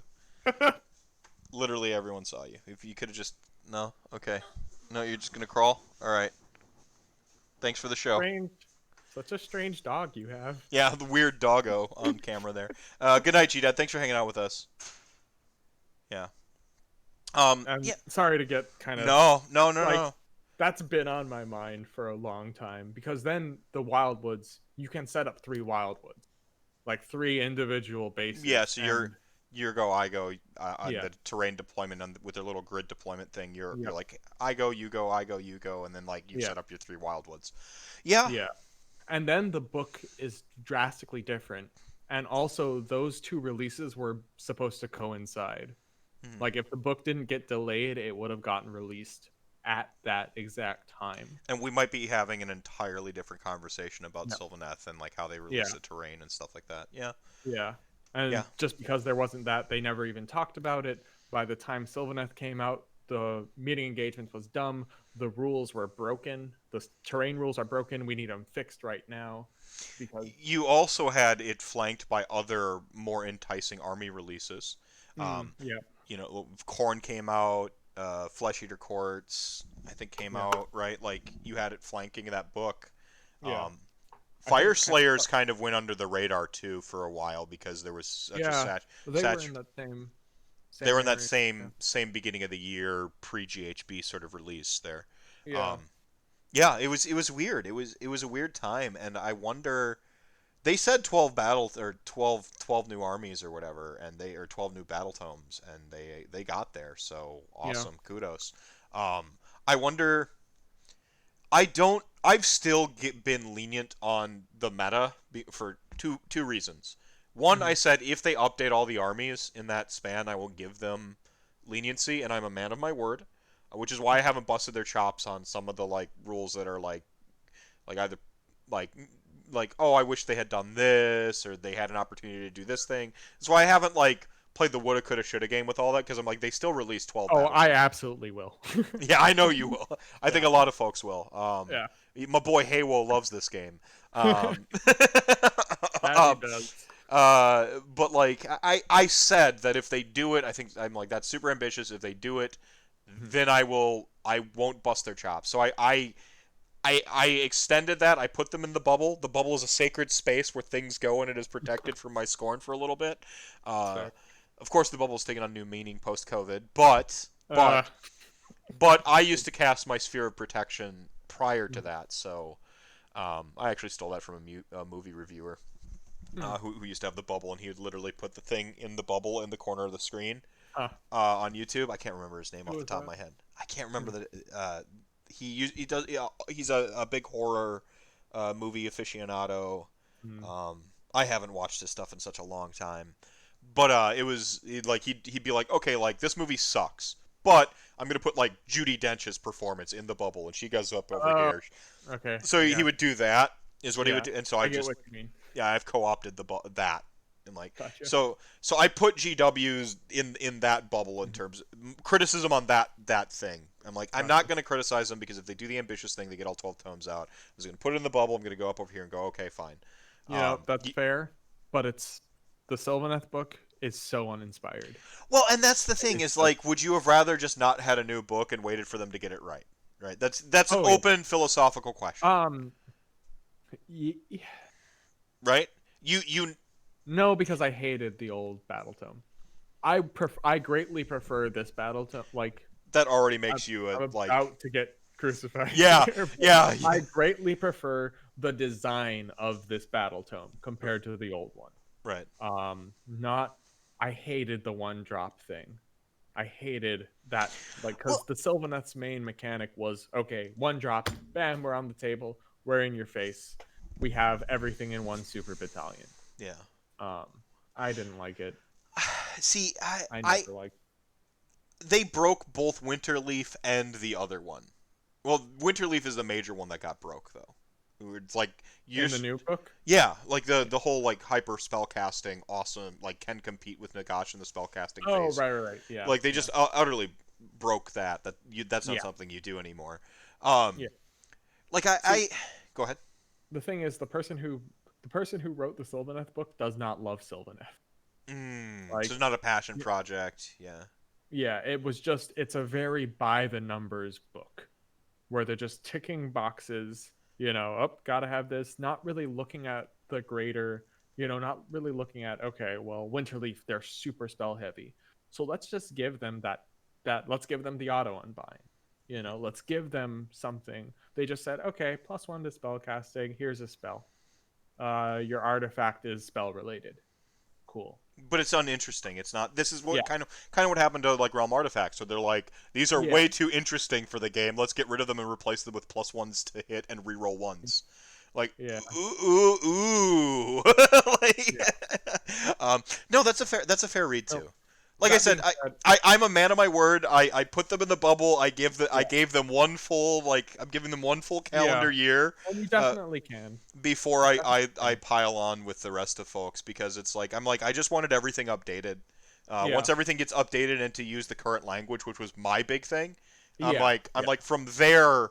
And Um, that's why I give that book a pass. Interesting. Like from a rule, like I respect it from a design, from a rules as a system perspective.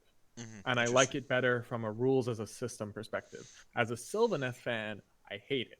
Because they And that's scrub down some of the sharp edges. This is what yeah. I hate. I don't know if I've talked to you specifically about this. I know you're in and out of chat, so sometimes you may Yeah. hear me Yeah. talk this. But treat every episode like it's someone's first episode. The sharp edges theory or thing I often say is like I often use it to refer to art. Okay. So like you this is on that like good art versus bad art kind of axiom of discussion. Good design versus bad design. Vince says it a different way. He says it this is a feature, not a bug, right? Sometimes Okay. imperfections of a thing make that thing more endearing. Okay. Sometimes like I think about like Hollow Knight, which I've been playing. It's recent on my mind. Hollow Knight is it's made by 3 individuals. Yeah. 3 people I made know. that game. And so I'm aware. while you're playing through it, you can feel a lot of the sort of like the rawness of the game because it's made by Yeah. 3 people. Yeah. The sharp edges are still sitting there. They're still pointing out of the game. The reason why I said it that way is I'm trying to make a game right now, and the fact that 3 people could make that just makes me. It's one of those, Question we'll yourself touch on that. Yeah, forever. yeah, Yeah, yeah, it yeah, should give you hope. Honestly, yeah. it should. I It think. it does at this point. It Yeah. does, but it's just one of those like and then Yeah. Well, I mean, Ruby. I'm actually working on a big undertaking as a writer. Ruby gives me hope that like we can make this work because I'm like I look at Ruby, I'm like, dude made that with Poser, and I'm yeah, like Poser 3 or whatever. I'm like, okay, if you can tell a good story with Poser 3, then maybe we can cobble together something meaningful, with our passionate team. But that's the sharp edges thing. This notion that like you don't have to refine and polish down everything to make a perfect sphere. I think oh about yeah, the Call of Duties of the world. I think about the big AAA games. Like they're technically sound in yeah, terms of like a produced and production. AAA. My hatred of like some AAA chicanery aside, they are yeah, technically well produced, perfectly round spheres with no sharp edges. And to yeah, me, that's the great crime a lot of these things make is they yeah, don't have anything interesting left. There's nothing yeah, for me to prick my finger on and go and like remember it anymore. yeah, It's just yeah, yeah, a perfect sphere like all the other perfect spheres out there. Sylvaneth reads like the new Sylvaneth tome is a it it it has polished down the sharp edges. yeah. It's Smooth out all the creases. yeah, and I'm just like there's no Got an like FLCL reference in. I'm out. but I mean that's the thing is like you're like okay so now this like Yeah, this perfect sphere I'm like this is now uninteresting. Like I don't yeah. care about the That perfect. is that is my one greatest problem with the Sylvaneth book. That makes Um, sense. because yeah, it is. When I look at the tools that it has, I think it has all the tools that it needs. Like, it doesn't do anything well, but it does things competently enough. Yeah. Um, we can do one unbindable spell.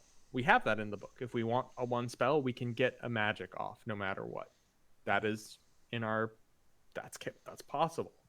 Hmm. Um, there's the dryads pretty damn tanky. Spites put out a ton of damage, like mass dice. Spite revenants will do that. You want to teleport wherever you want? Here's tree revenants. Oh, you need ranged? Okay, Kurnoth bow hunters. There you go. Um, I think part I of the can speak at length about Kurnoth bow hunters, by the way. right.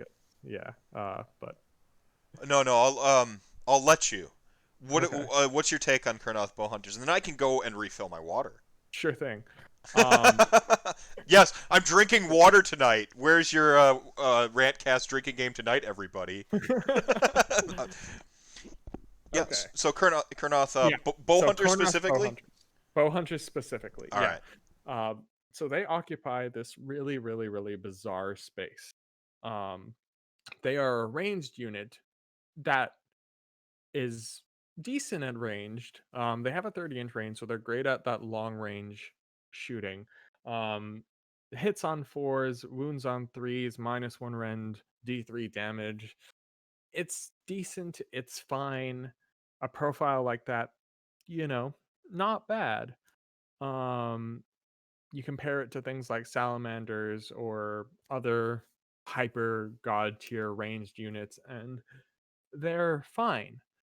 The issue that you have with them, and something that I feel like a lot of people don't talk about, is, and the way that I like to think about it is, why are they costed the way that they are? They're 190 points.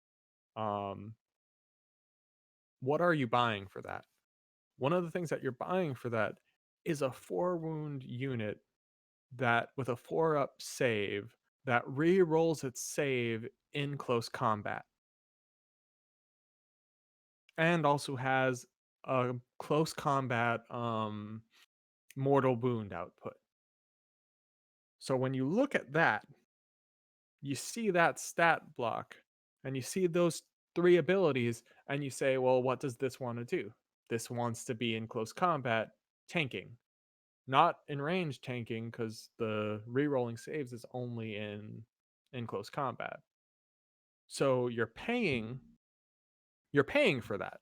Every single thing in AOS you're paying for.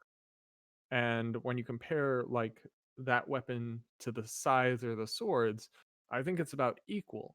So you're still paying for this thing that you're not intuitively you don't want to use. You don't want to use your Sylvaneth, your ranged attack, your snipers to be up front, but you're paying for it. So you should. And that's where it gets a little bit strange and weird with bow hunters because you're investing so many points into this thing that you intuitively don't want to use. But if you want to get your points out of them, you have to use them in an unintuitive way. You have to use them kind of pushed to the forward, sitting on objectives, getting the crap beat out of them, having them take wounds, take damage, and dish out mortal wounds, all the while plinking stuff when they are out of combat, um, plinking random heroes or things those 30 inches away, using them to snag to deal a little bit more damage on that far off objective that you're struggling to contest. Um, so it's just such an unintuitive unit, or not unintuitive, it's such a counterintuitive unit because you have 200 points sunk into this melee tank that is only excels at range shooting. Well, Um, do you have a fix for it? um, yeah, you use the melee, you do something unintuitive. You use your super long range thing as a melee tank, Yeah. See, which doesn't. Mhm. I think they need to divorce the bow and sword guys. They need two different profiles. Like, and to have. I so wish listing time. I agree, and I think there's some great like. If I were to fix them, first thing I would do is I would get rid of their ability to reroll. I would get rid of their abilities that they share. Mhm. They don't need a trample underfoot. That's just moronic. Like Well, they give also them don't need. give them Mhm, like peerless archery to steal like a D&D, like the peerless archer, the mhm. Deepwoods. The you could what they had the Deepwood sniper and the peerless archer that could like shoot through like cover and stuff. Yeah, Give instead of stomp, give them like the ability to shoot through their own like shoot through yeah. terrain. Like First off, all Sylvaneth should be able to see through their trees. yes, They can in all their lore. That's what yes, I mean. Whoever wrote this book didn't read, has no like the Sylvaneth. They can they touch a tree and they know what's on the other side of the forest. Like that's yeah. and in my opinion, the rules should reflect the narrative, Well, and that's then you this. should competitively point out whatever that fantasy Yes, is. yes. That's the sweet spot. That's Yeah, the sweet spot is when your narrative, your fluff, when they all come together. yeah. You know, like And this book doesn't at all. this is And why I love Hand of Dust, right? Like, of course, the God of Death yeah, should be able to just kill you outright. You know, like, yeah, but you got to make it fair. And how do you make it fair? Cast on an 8. Then you got a coin flip at the end to guess the right hand, and it's a 3-inch thing. So I'm already sticking my neck out and getting a yeah, guy. All these checks and balances to it. Like, figure out the numbers after the fact, but make the thing do what the thing should do. yeah. So But yeah, I'm gonna you back to your wish list on yeah the Kurnoth. Yeah, I I'm cut you gonna off. fix the Kurnoth right now, Mhm. based looking only at the models. Okay. Yeah. So first off, our bow guy. Can't tell if you can see it or not, Oh, but it has a little guy called a quiverling, which is a mobile quiver. That is a spite that is sentient, that runs right along beside him, and as he's going, he bug just friends. grabs. Yep, bug friend, give me an arrow, and he grabs it. This model should be able to run and shoot. Because it's got a bug friend. It's got a bug friend running along, and it is literally running. This model should be able to run and shoot. Yeah. If they did that, then also the Free Spirit Battalion, which currently, if you have a bow hunter, does absolutely nothing for them, is suddenly useful. Because that whole thing is they auto run 6. Mm-hmm. So, bam, fix that for you. The Scythe hunters, um, they first off, they should have feel no pain save, in my opinion. They're tanks. But, Yeah. yeah, the kit comes with little spites, like little floaty guys. Hmm. They should be attached to that thing because the whole thing with all of their lore is all the things that use scythes are like friends of the Fae, of the little tiny spirits, because they're harvesters. They tend the garden, so they befriend the little insects. Man, I love Sylvaneth. I'm such a novice when it comes to Sylvaneth lore. Um, so I'm loving that I'm If you getting want this to like learn, lesson. I'm getting this lesson, and this is awesome because I already think scythes are like one of the coolest weapons ever. yeah. Uh, If you want mine's me to go down this, like, so they should have a feel no pain save, as the little spites just move in front of them and guard and protect them. Ah, I actually have one of those to do a conversion of a branch witch. uh, I'm gonna it's use that pose. it's our second worst unit in the entire game. I know it makes me. That is the one reason why I didn't buy OBR, is because of how bad that unit is. Oh man, It's it's so cool, but I but have two of those. it's such a freaking awesome Yeah, model, and so yeah. this is I gonna have be I have two of them, one to convert and one to build and paint as this is. this is my Anvil of Apotheosis. For those of you just listening, I've got a Mortis and Soul Reaper here in the box. This is my Anvil of Apotheosis hero slash character for the Soulbound campaign I run on Fridays, Myriad. So, but yeah, scythes are But yeah, cool. Necromancers with scythes are sweet. Tree yeah, people who tend gardens with scythes are sweet. yes. Sorry, I They got they excited. tend I they got tend scythe death happy. gardens, gardens of death and magic. Hell That yeah! kill anyone who enters. Yeah, they're awesome. That's They should awesome. have rules that are awesome, and the and they should also get the no. Actually, give them give them spites that protect them, and also give them a thresh ability, an AOE like little radial thing. Does that Like make sense? what you do here is you give them the thing they tend to give Reapers, which is when they're fighting Yeah, 5 or more units, they reroll all hits. yeah, Is something it like that that. that's how the rule tends to show up in our game when we have scythe Yeah, things that are Grimghast Reapers have it, the yeah, Mortis and Soul Reaper has it, or do whatever the Sylvaneth equivalent to that might look like. But yeah, they should have a thing where they're literally like threshing or like they, yeah, you know, long reach and they can hit stuff like the yeah, old Retributor rule was it where they get attacks based on how many models are within 2 inches of them. yeah, That would be a really cool scythe rule to see. I yeah, think that would be really cool is if they had attacks based on number of models, so that like yeah, you have these 3 Kurnoth dudes that like, oh yeah, I've got like 16 dudes within 6 inches because you just swarmed me, and so like, yeah. boom, There's a couple get ways you could do get it. I reeked. like, if I were completely wishlisting, I would have the Sylvaneth version of that rule be, however many models are in base contact with it, uh, would change the amount of damage that the weapon deals. Interesting. Um, Okay. yeah, Yeah. so it'd go from 1 damage to D3 to D6, depending on how surrounded it was. Oh, perfect. Because there's a couple of, and then the sword hunters, I would leave them exactly as is, so they can do the root thing and they can trample underfoot. Okay. That's how I would do it. I like Um, that. I like that. yeah, like then you have diversity. You want something super the fastest thing on there that's still can deal damage. You go with the bow. You want a super tank. You go with the scythe. You want run things down and get into melee. You go with the sword.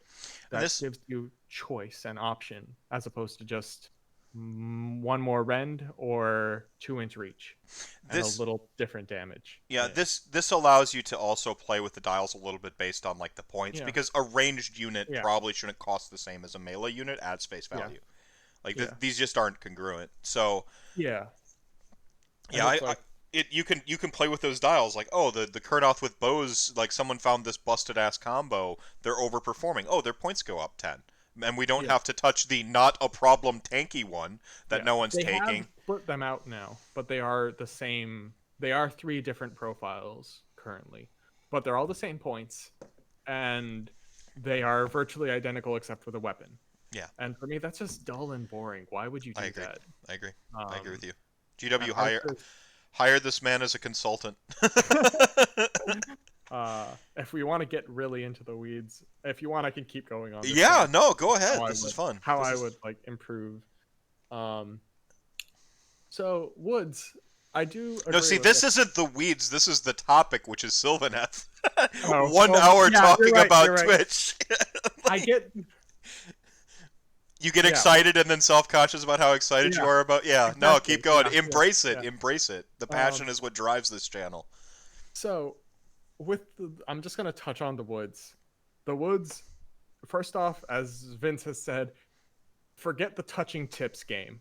That thing where I need to take Yeah, these bastards and the crescents. nope, Yeah, it's not legal yet.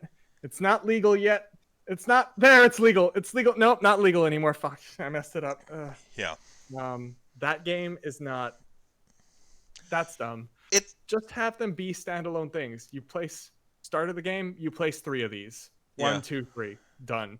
Easy. yeah. They block line of sight. I like that. Keep it. And have them be something that actually your Does army. anything at all? Yeah, have them be a nexus of power, like a large nexus of power, where you put 3 of them down. Because this is easy to place. 3 of these in a circle is not easy or intuitive, and it's also difficult as hell to play with. It Because also.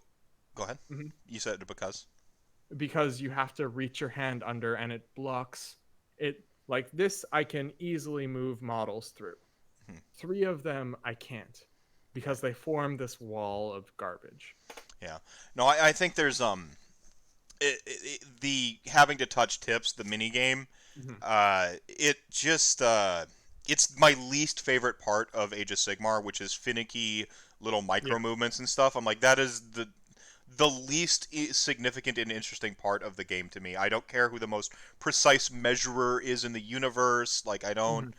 like we the you can be plenty pragmatic without being finicky with Mhm. placement and movement. You know what I'm Yeah. saying?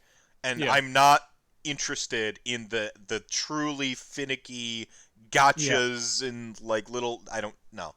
The thing is, it's not. That is the skill floor, you know. That is like the thing that isn't really the game, if you know what Yeah. I mean. Like the Yeah. game is Yes. positioning and tactics. Being like a fraction of a millimeter mistake isn't the game. That's just you making a mistake that is very, very easy because when I set my bottle down, the table's at a slight angle, so it jumped and everything shifted a little bit. Oh yeah. And This is why this is why you should pre-measure. This is why being able to pre-measure and stuff was a yeah, great thing for the entire game. Like, yes. this is why you And pre-measure, go, is that 6 inches? The opponent and goes, just games in general, yeah, like the entire landscape of yeah, tabletop. yeah. Like, oh, is this 6 inches? And then you ask your opponent, you're being courteous, they go, no, I think that's more like 7. Or like, yeah, that's 6.5. Yeah, that's 6 inches. 6 inches will get you in on the charge. Yeah. That way, when I go to roll the dice, and like my hands are shaking, and I move that first model, and like it's not quite 6 inches anymore because I bumped it back when I did it, or my dice knocked it Yeah. around. You go, oh no, dude, we knew that was 6 inches. You're in, Yeah. right? Like, Because go ahead. yeah, there have been times in the past where all I've done, like, because I like to play the game, not to play this measuring, you know what I mean? This game Oh yeah, of measuring. So there's been instances when I was much younger where I would just play the game and I'd be like, okay, this squad is moving forward at their full. This squad is then, they're moving forward. Next turn, they're moving forward. Then do a thing. Oh no, they're not in range. Now, if we wanted to, we could go back and, you know, figure out that mathematically they should be in range right. because all I did was move them straight forward in a straight line, and it's 24 inches away at the start. So they moved 6, then they moved another 6. So they were 12 inches away Hmm. and I'm in range because Yep. it's not the game, Yeah. it's Yeah. uh, the Well, game that is about making choices, and meaningful. that's what I like to get to. Yep. It's Yep. 100%. yeah, 100%. We're in agreement there. yeah, That's again. that is why I think the tip touching game is bad, because those Yeah, micro finicky movements are just not important. yeah, yeah. So first off, get rid of that. Get rid of having to buy a million trees because you never know how many you're gonna summon. Make it be Wait, you can just. Mhm. wait a second. Aren't you going to be upset that you have all these extra trees that you won't get to play with anymore? What models I won't get to play with anymore? Oh no, I've never had that happen to me ever, and I totally couldn't repurpose them into amazing terrain. Totally can't do that. I had to Couldn't do that. I Couldn't had to do happen. the I had to throw up the alley oop so you could just dunk. Yeah, thank you for the easy layup. Yeah, yeah, there you go. Yeah, Um, no, yeah. I hear that I get it. stupid bad faith argument all the time, and I'm Yeah, just like, gee, I never had a. Yeah, go on. I get it, but it's not valid for me. Like it might be valid for other people who they only have ever bought one army, but I feel like a lot of the people who make that argument don't actually have skin in the game. I Like, I think I agree with you. But you were still talking about uh, terrain there, yeah. yeah, yeah, yeah. So I would get rid of that. I actually really like the idea of you being able to summon around, or not summon, but appear around these nexuses of power. Hmm. Um, and I like the little bit of buffs that you can do. The one thing that I would like, if I were rewriting the army, the first thing I would do is I would add an ability called Make the Spirit Song Meaningful. The Sylvaneth, as they march to war, they sing this silent song that no one can hear that actively changes how they fight. Hmm. And as the battle goes and has its highs and lows, their song changes and ebbs and flows and raises to a crescendos and that sort of thing. Oh, so like a high tide type, or Daughters of Cain, or Yeah, like something along those lines. something in that space. That would be really awesome. How I would choose to do it would I would probably have there be three different um not themes. Melodies or something. Yeah, three, that's the word I used. Yeah. Three different melodies. And you could either be harmonious in it, neutral in it, or discordant in it. Hmm. And at the start of each battle round, you would choose what to sing into. And maybe one Tree Lord Ancient could boost something else. And once per battle, you could have a crescendo in one of them. That would be an awesome, just, that would be the thing. Yeah, if neutral is like say rerolls to hit. Okay, reroll Yeah. ones to hit, right? Yeah. During the crescendo, it's reroll all hits Yeah. instead of rerolling ones. Something like that. I Yeah. mean, that's a fine design space to play in. I think that's brilliant. I like that. And that would, your ability to trigger them would revolve around the trees and the tree lords. Yeah. And Yeah. that would be like their big rule, the big chonky thing that takes up the allegiance ability. Yeah, that's their main. That's my relentless discipline points. That's Mhm. the main. Yeah, I like that. Yeah. It The plays with their existing identity. It's interesting. Mhm. It's unique and flavorful to the army. Like I like Yeah. it. I like it. Then there would be three more rules in Sylvaneth hierarchy, lifestyle hierarchy. There's noble spirits, free spirits, or sorry, it would be four because there's noble spirits, free spirits, forest folk, and then outcasts. That's how Sylvaneth society is divided. And each of them has a model that corresponds to them. And there's also an interesting like mix and match between like the casts of it. So there's the hierarchy, and then there's also the type of Sylvaneth, Hmm. because there's the kind that grow and then die, which are your dryads, which are your branch witches. They don't resurrect. Um, Tree lords, Kurnoth hunters, and spite revenants all resurrect. Um, and I would tie that into their rules somehow. Hmm. So the noble spirits could have um, Regen, um, D3 regen, or something like that, or uh, I was thinking more something to draw on the idea of like martial memories, like the Avatar state from Avatar: The Last Airbender, where right they on. can, where because it talks about it in the lore where It's in they, Soulbound. Yeah, it is. It Okay. is in Soulbound. Actually, I was holding up my Mortis and Soul Reaper. Mhm. If folks have been watching the Best Damn Soulbound show here on Twitch on Fridays, or on YouTube later, usually release it on Monday or Sunday, to YouTube. Myriad, I actually for Myriad, since his whole thing is he has these like soul jars that he keeps on him that he's like opening and changing stuff like that. The ancestral memories and martial memories are rules represented for Sylvaneth in Soulbound, and one of them is like at the start of combat, you can pick one of these three stances. You can either always go first, you can uh, get +1 on your defense or +1 on your offense on the ladder, and like both of those are very significant in the game because going from like a great to a superb offense is awesome. Hmm. You're hitting on twos instead of threes. It's a big goddamn deal. So like it's represented in Soulbound, and the Soulbound writer. Shout outs to Cubicle 7, to Emmett, to all of them over there, um, Elaine, like everybody, for really writing with passion and interest in the game and communicating that in.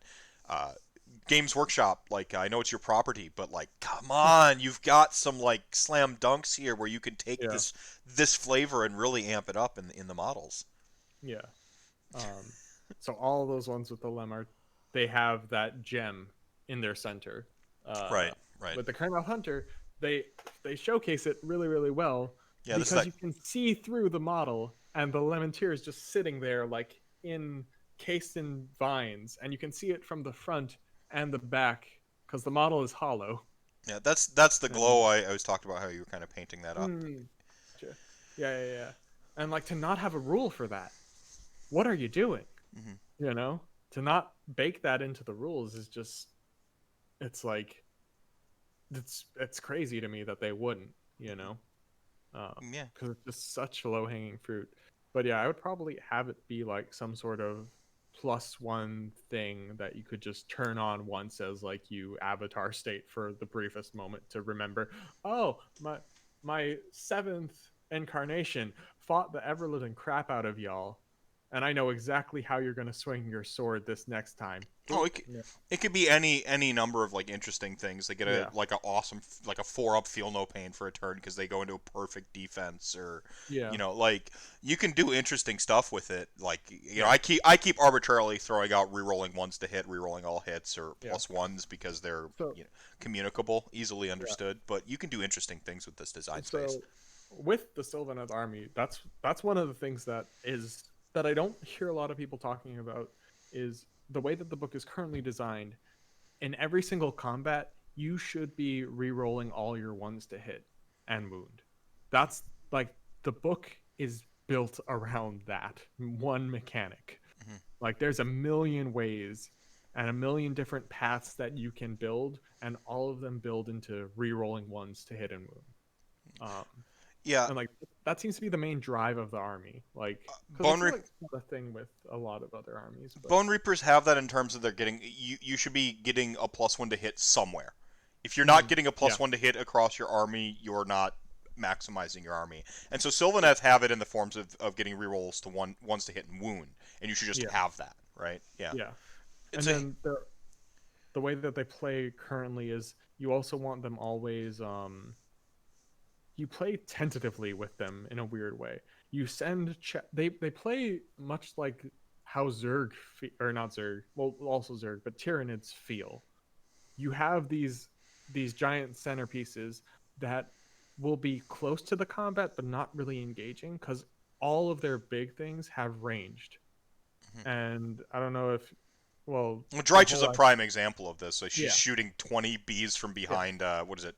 Revenants, or is it yeah, Revenants? yeah, She yeah. that she buffs or whatever. She buffs Spite Revenants. Yeah, Spite there's Spite Revenants. Revenants and Tree Revenants, Yeah, which are Spite both, Revenants. yeah, the Spites are outcast. And so in my ideal world, there would be four rules. One that revolves around the outcasts, which are, they're effectively Sylvaneth that have gone bad somehow. Mhm. No one quite knows how they've gone bad, but we all know it's Dreich's fault. um, and so their whole thing is they are the dark, evil, foreboding woods. that tempt children in and then torment them before killing their parents who come, like they're Yeah, that yeah, they're the sinister. evil fairy tale enchanted Yeah, forest thing. The evil yeah. forest. That's actually pretty awesome. And then Man, why noble have I never spirit. read Sylvaneth lore? This sounds so cool. It really is. I love it. Like I want a Drycha book. There's not really a lot of lore in her stuff, and she's just like right for the picking. Nah, And pun. No, I got you. I got you. uh, Real quick here, chat gang. I'm sorry. I've been neglecting y'all. Kai Leona said I always going back to like talking about the finicky movements and the maths and stuff. Says I always loved in quotation marks. I have an engineering degree. Do you really want to argue with me about math or just roll dice? Adequate. And then Kicker saying that the best damn Soulbound show TM is so good. Thank you. Appreciate that. Um, yeah, all right. one of the people I play with is amazing at calculus and can just do all like statistical stuff in his head just like that. And Mhm. it's like your odds are 337, like 0.337. Like okay, thanks. Yeah. Thank you Never. for yeah. Yeah, that's where I just Han Solo. Never tell me the odds. Like, Like, uh, it's weird because I have like a absurdly high ACT score in math, but I hate it. mhm. Like I despise math, and so like I'm lazy with math so that you never make me have to do it. Does that make sense? Like Yeah, I'm like yeah, if it I does. if I pretend I'm terrible at math, no one will ever rely on me to do math ever. And so it's Yeah, like yeah. No, that's yeah. In class, you just keep your head down when the teacher asks, what's the answer?" You just look down, mhm. even though you might know it, you No might be able to do it, but you don't want anyone knowing that math. you know. Yeah, no math is not my Yeah, favorite part of things. same. I'm bad at it partially because I can't. I just I realized I thought about it in a lot of weird ways. Mm, Uh, like calculus, I could not do calculus until my college professor went through every single proof of derivatives. mm. Like they teach the derivative first, like the shortcut to do it, and then later on they go back and explain why the shortcut works. I failed every single test. I Mm. had to take calculus twice because of. I was in like a couple of the like the AP courses. We had advanced math was like the one that you essentially programmed on your like TI. You had to write the Oh program, and yeah. then you had to like once you've written the program, then you solve the equations and stuff like that. And like Yeah. um, I remember liking that, and then we like the very next unit was matrices, and Mhm. I despised them. I never. I know they exist. I still don't know what they Oh are. my god, I'm like that was the thing I was just like bad at. I was just Yeah. bad at solving a matrix. I'm like just Yeah. terrible at it. I'm like I don't. So I fundamentally misunderstood something that happens with matrices. I could never just awful with them. Kai Leona says summations and series had to take it 4 times. Yeah, I actually I purposefully uh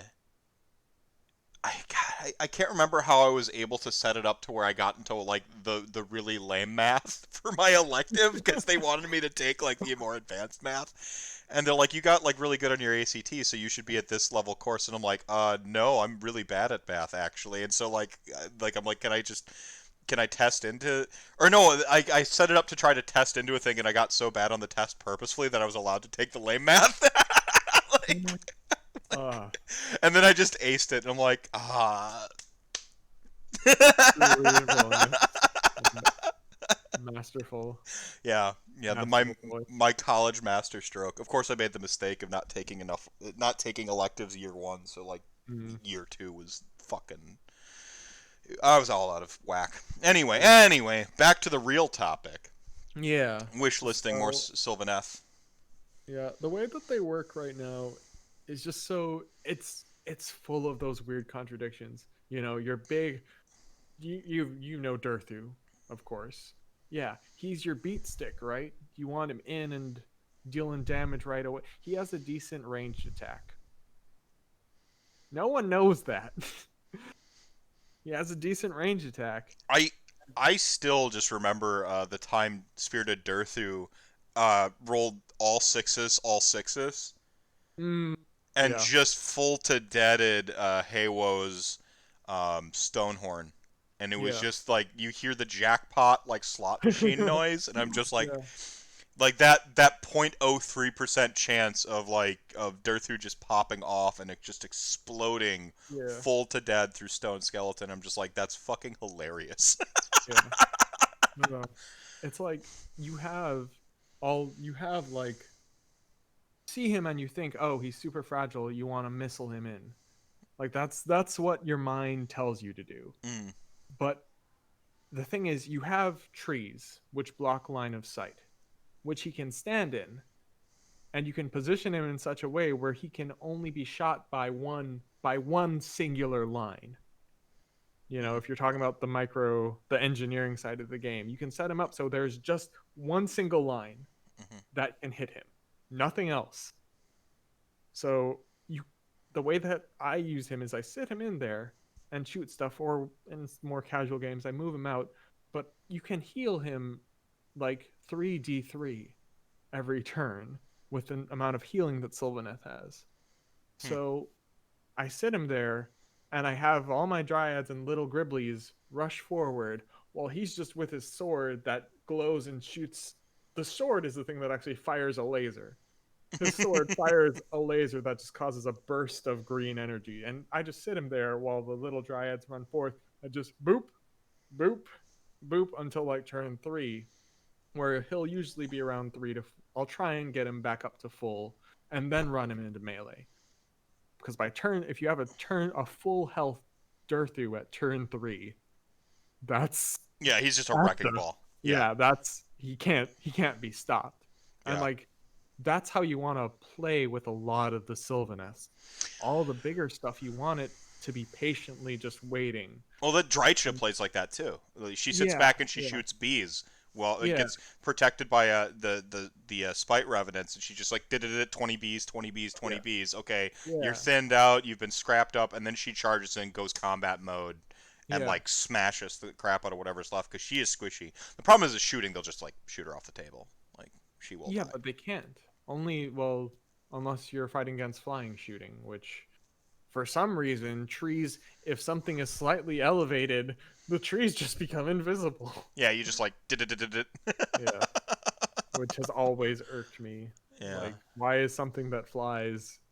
Why do the trees disappear for a flying? It goes against Like, every action movie I've ever seen where they're like, let's yeah, get to the trees to lose the helicopter. yeah, no. If you the helicopter in the tree, like once you hit the trees just pop out of existence. It's like a video game where Yeah, the trees just unload. yeah, yeah, They yeah. despawn apparently for anything that flies, which brings a really weird idea of like squigs. How trees must appear to them as they like hop because they touch the ground. Suddenly there's a forest, and then they leave, and then the forest just vanishes. That's fantastic. Yep. Like It when explains why they're always so bugged out. oh, and why they're random movement and stuff because they're like what? Like they jump up and then like the forest disappear and then they get unsure about where they should land. Yeah. Uh. Awesome. Any other wish listing for Sylvaneth? Um. Yeah. Just having lore that The lore and the like rules that yeah. Like the free spirits, they're all about being autonomous. They don't connect with the spirit song, but they are, and that's the Kurnoth hunters, and that's the spirit of Durthu, because their whole thing is Alariel has given them autonomy. hmm Because all the other Sylvaneth are like a collective. hmm They speak through this spirit song, and they're all connected and interwoven. Um, except for the Kurnoth hunters and the spirits of Durthu. They are they are severed and separate and alienated from the society because of that. Because right. they can just wander and do whatever. They are the lone warriors. They just f Yeah. off and go wherever the hell they please. Right. So maybe Um, they don't use the spirit song, but they get their own set yeah, of rules. Yeah. yeah. I would have their power be baked into their war scroll, and they don't get any of that. But have them be like super powerful. Right. Right. I mean, they're 200 point for three. You know, they should be Yeah, powerful. They should yeah. be. I mean, this is a that particular foot slogging 3 per like the Bulgors, Mhm. the Kurnoth, that even some of the five per Yeah. That's just a weird design space right now that just needs to kind Yeah. of be readdressed and Yeah. It definitely does. but Because all but across the board, it's but that's not. like that's a big Age of Sigmar big picture thing. In the Yeah. meantime, let's work on making the armies cool on their own little micro scale. Yeah. Yeah. And I think Um, that's the way you do it. Um, have each tier have something special. Give them a good overall rule. And there was one other like key thing that has always bugged me, but I can't remember it right now, and I'll remember it as soon as we put end you this. Yeah, put you on the spot. I'll leave it in the comments. I'll fix it in post. I'll edit it back in, Okay, cool. Yeah, like right please. there. All right, so Yeah, we're gonna leave a pause right here. I'll do a clap. Yeah, There you go. You can yeah, find it. perfect. Yeah, nah, we got it. All right, cool. We'll drop it in right there. And Um, I yeah, never dropped it in. narrator, and he never added it to the show. No, it's all right. So like tips and tricks if people are like interested in Sylvaneth right now. What is just some stuff like I get like they're maligned. People understand that if you're Yeah. jumping in on Sylvaneth, I mean this is that whole there's that weird advice I often hear, and I feel like it's not the worst advice, but it should be properly caveated. Not all armies are equal. Just playing what you love could be a really, really long wait for a train of like you could just be getting your ass whipped for like a whole calendar year if you jump in on the wrong army. Like I talked with Haywo about playing an underdog army and how that helps you Hmm. practice your fundamentals, and I think that is a good thing. But you need to let people know, hey, Hmm. if you're just jumping it, I want to play like, Legion of Asgore. I would Yeah. write you an essay on why I think that like you need to really consider this decision. You know, Yeah. um, so I so did. I remember the thing, so we can yes, edit it back in. perfect. Yeah, okay. Make one damn Wargrove have the Tree Lord, just the regular Tree Lord, the plain Jane Tree Lord, be a not behemoth battle line like every other. Like you have it with gun haulers, you have it with Flush Eater the Courts get it. yeah, all of them get it. Why didn't Sylvaneth get it? I want my army of giant walking trees, God. I want it so bad, and they didn't give it to me. Yeah. If they had done that, I would have put them in the bubble. For me, they would have been in the bubble. The book would have went in the bubble but at least I get to play If I could 10 field, trees. if I could recreate the two towers Yeah. with just giant walking lumbering guys and no little guys, Yeah. I would have been good. Yeah. But they didn't do it for me. Yeah. Yeah. You don't go in the bubble now. And they didn't even put it in the GHB. Like they could have fixed it. Like why that isn't a thing? It's not a hero. It's just a normal. It's just a regular, like not a hero. The non-hero monsters are just It's in a a non-hero bad spot. monster Yeah. that can't be battle line. Yeah. Yeah. They're just in Wow. a yeah. Fix them. Yeah. So that's the thing. Yeah. So I caveat out the way. Going back to what I was saying, like Yeah. caveat out the way is like I would never tell people to to without some cautionary tale like be mindful of it, but I still would tell people to hey, you know, it's playing an army that you love if you're not interested in chasing competition and stuff like that. Like I don't like getting my ass kicked for a whole year because I Yeah. picked the wrong army. But like on the end, there's sort of that like axiom or that continuum we talked about where like Yeah. on a long enough timeline, your army will be at the bottom of a competitive scene. Yeah. So Unless like, your daughters of Cain. It's never gonna happen. well, I'm sure. kidding. Sure, but I mean, exception. I Yeah. mean, I think they're the only exception. Like, I Yeah. remember No, riding. they are. They are. I remember. They'll hit some point, maybe. Maybe Yeah, their new book will come out and they'll be bad, or yeah, maybe like they'll it'll get be Sylvaneth. yeah, or maybe um, it'll just be added into a combined Dark Elf faction, and then just no one will play Daughters anymore because they're because freaking expensive to collect. oh, Like that's they're true. insanely expensive. Yeah, Yeah. and they're like, oh, combined dark elves. I could play kind of like the better thing with like 30, like a bunch of 30s of witch elves and bloods, or Mhm. or I can play the other half of the book and like it's way cheaper and it's got the new Yeah. sculpts. Yeah, no, Yeah. no, But good so for what would DOK, be the good for caveat? DOK, good for IDK as well. Actually, IDK Mhm. has not. Oh It's yeah. since it's come out, it's eel spam has consistently just been like a 4-1, Yeah. threatening 5-0, consistently. Which Um, I want an Amarty Thrall army I agree. like that, and I haven't looked at the book at all because I just because eel spam was a thing, and I hated the idea of it. I And I like didn't want to be disappointed, but I I probably will at this point try it at I some I point. like having a pure like mountain, just a Mm. rock that is that Yeah. is always you must be this tall to play competitive Age of Sigmar.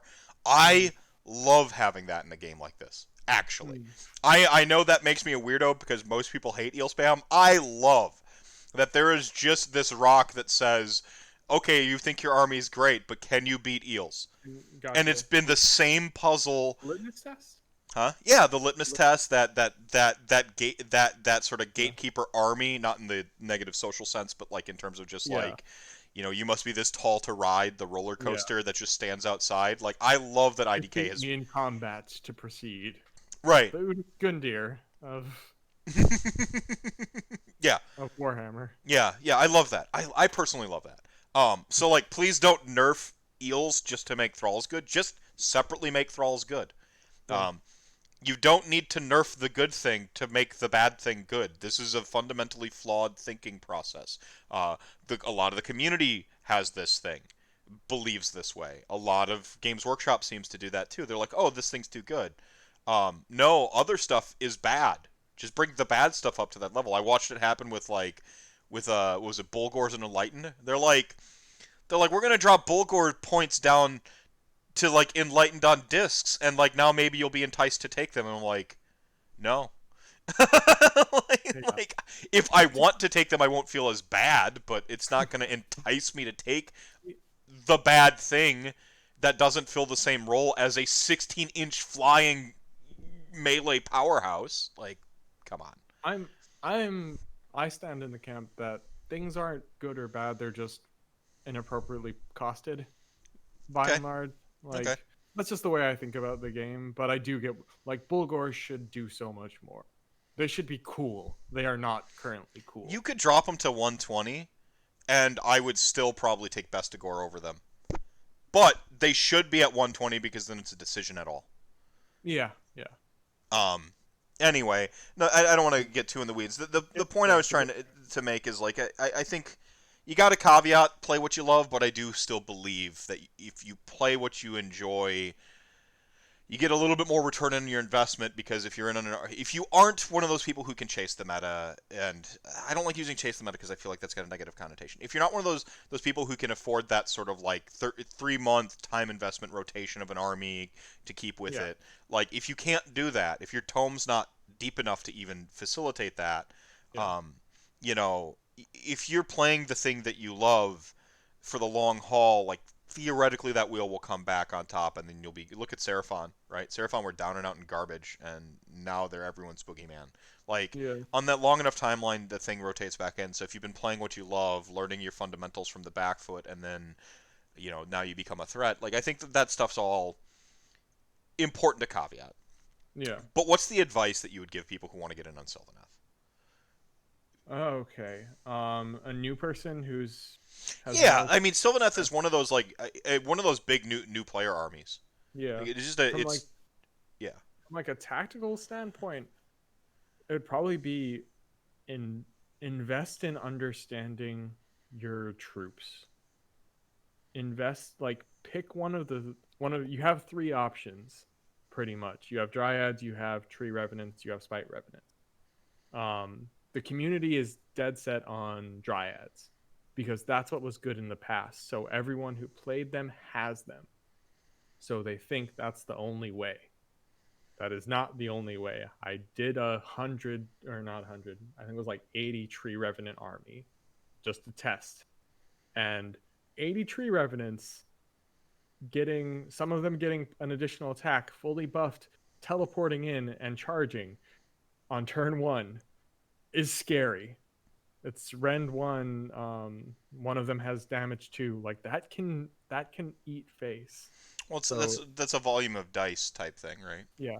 But it's a volume of dice with a pretty decent attack profile. Mm-hmm. But they're super frail. Um, but picking one of the three and going into and following that path, that's what I would probably that would be my advice Mm-hmm. is pick one of the three core troop one of the three battle line units and master how that one works and Mm, maximize it. right. That's what I would say. Okay. Um, yeah. Okay. Invest. Other than that, Alariel's a trap. Poor Alariel.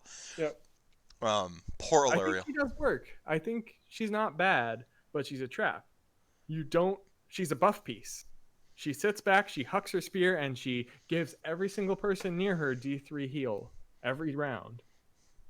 Like Until she just she's gets like dropped and popped off the freaking table, and you just have this 600-point hole in your army. but if you're shielding her, she can't. You mean with the trees? With the trees, you have ways of shielding and protecting her. Hmm. And what you want her for is you want her there to be healing your stuff that's getting hit. Hmm. You know, you want to zone her out of the range. You don't want her in the dangerous position. Like her only threats are magic, or her only threats should be magic and shooting. The shooting you can mitigate with the woods. The magic you can kind of mitigate with the woods because a lot of stuff is model you can see. Yeah. But Right.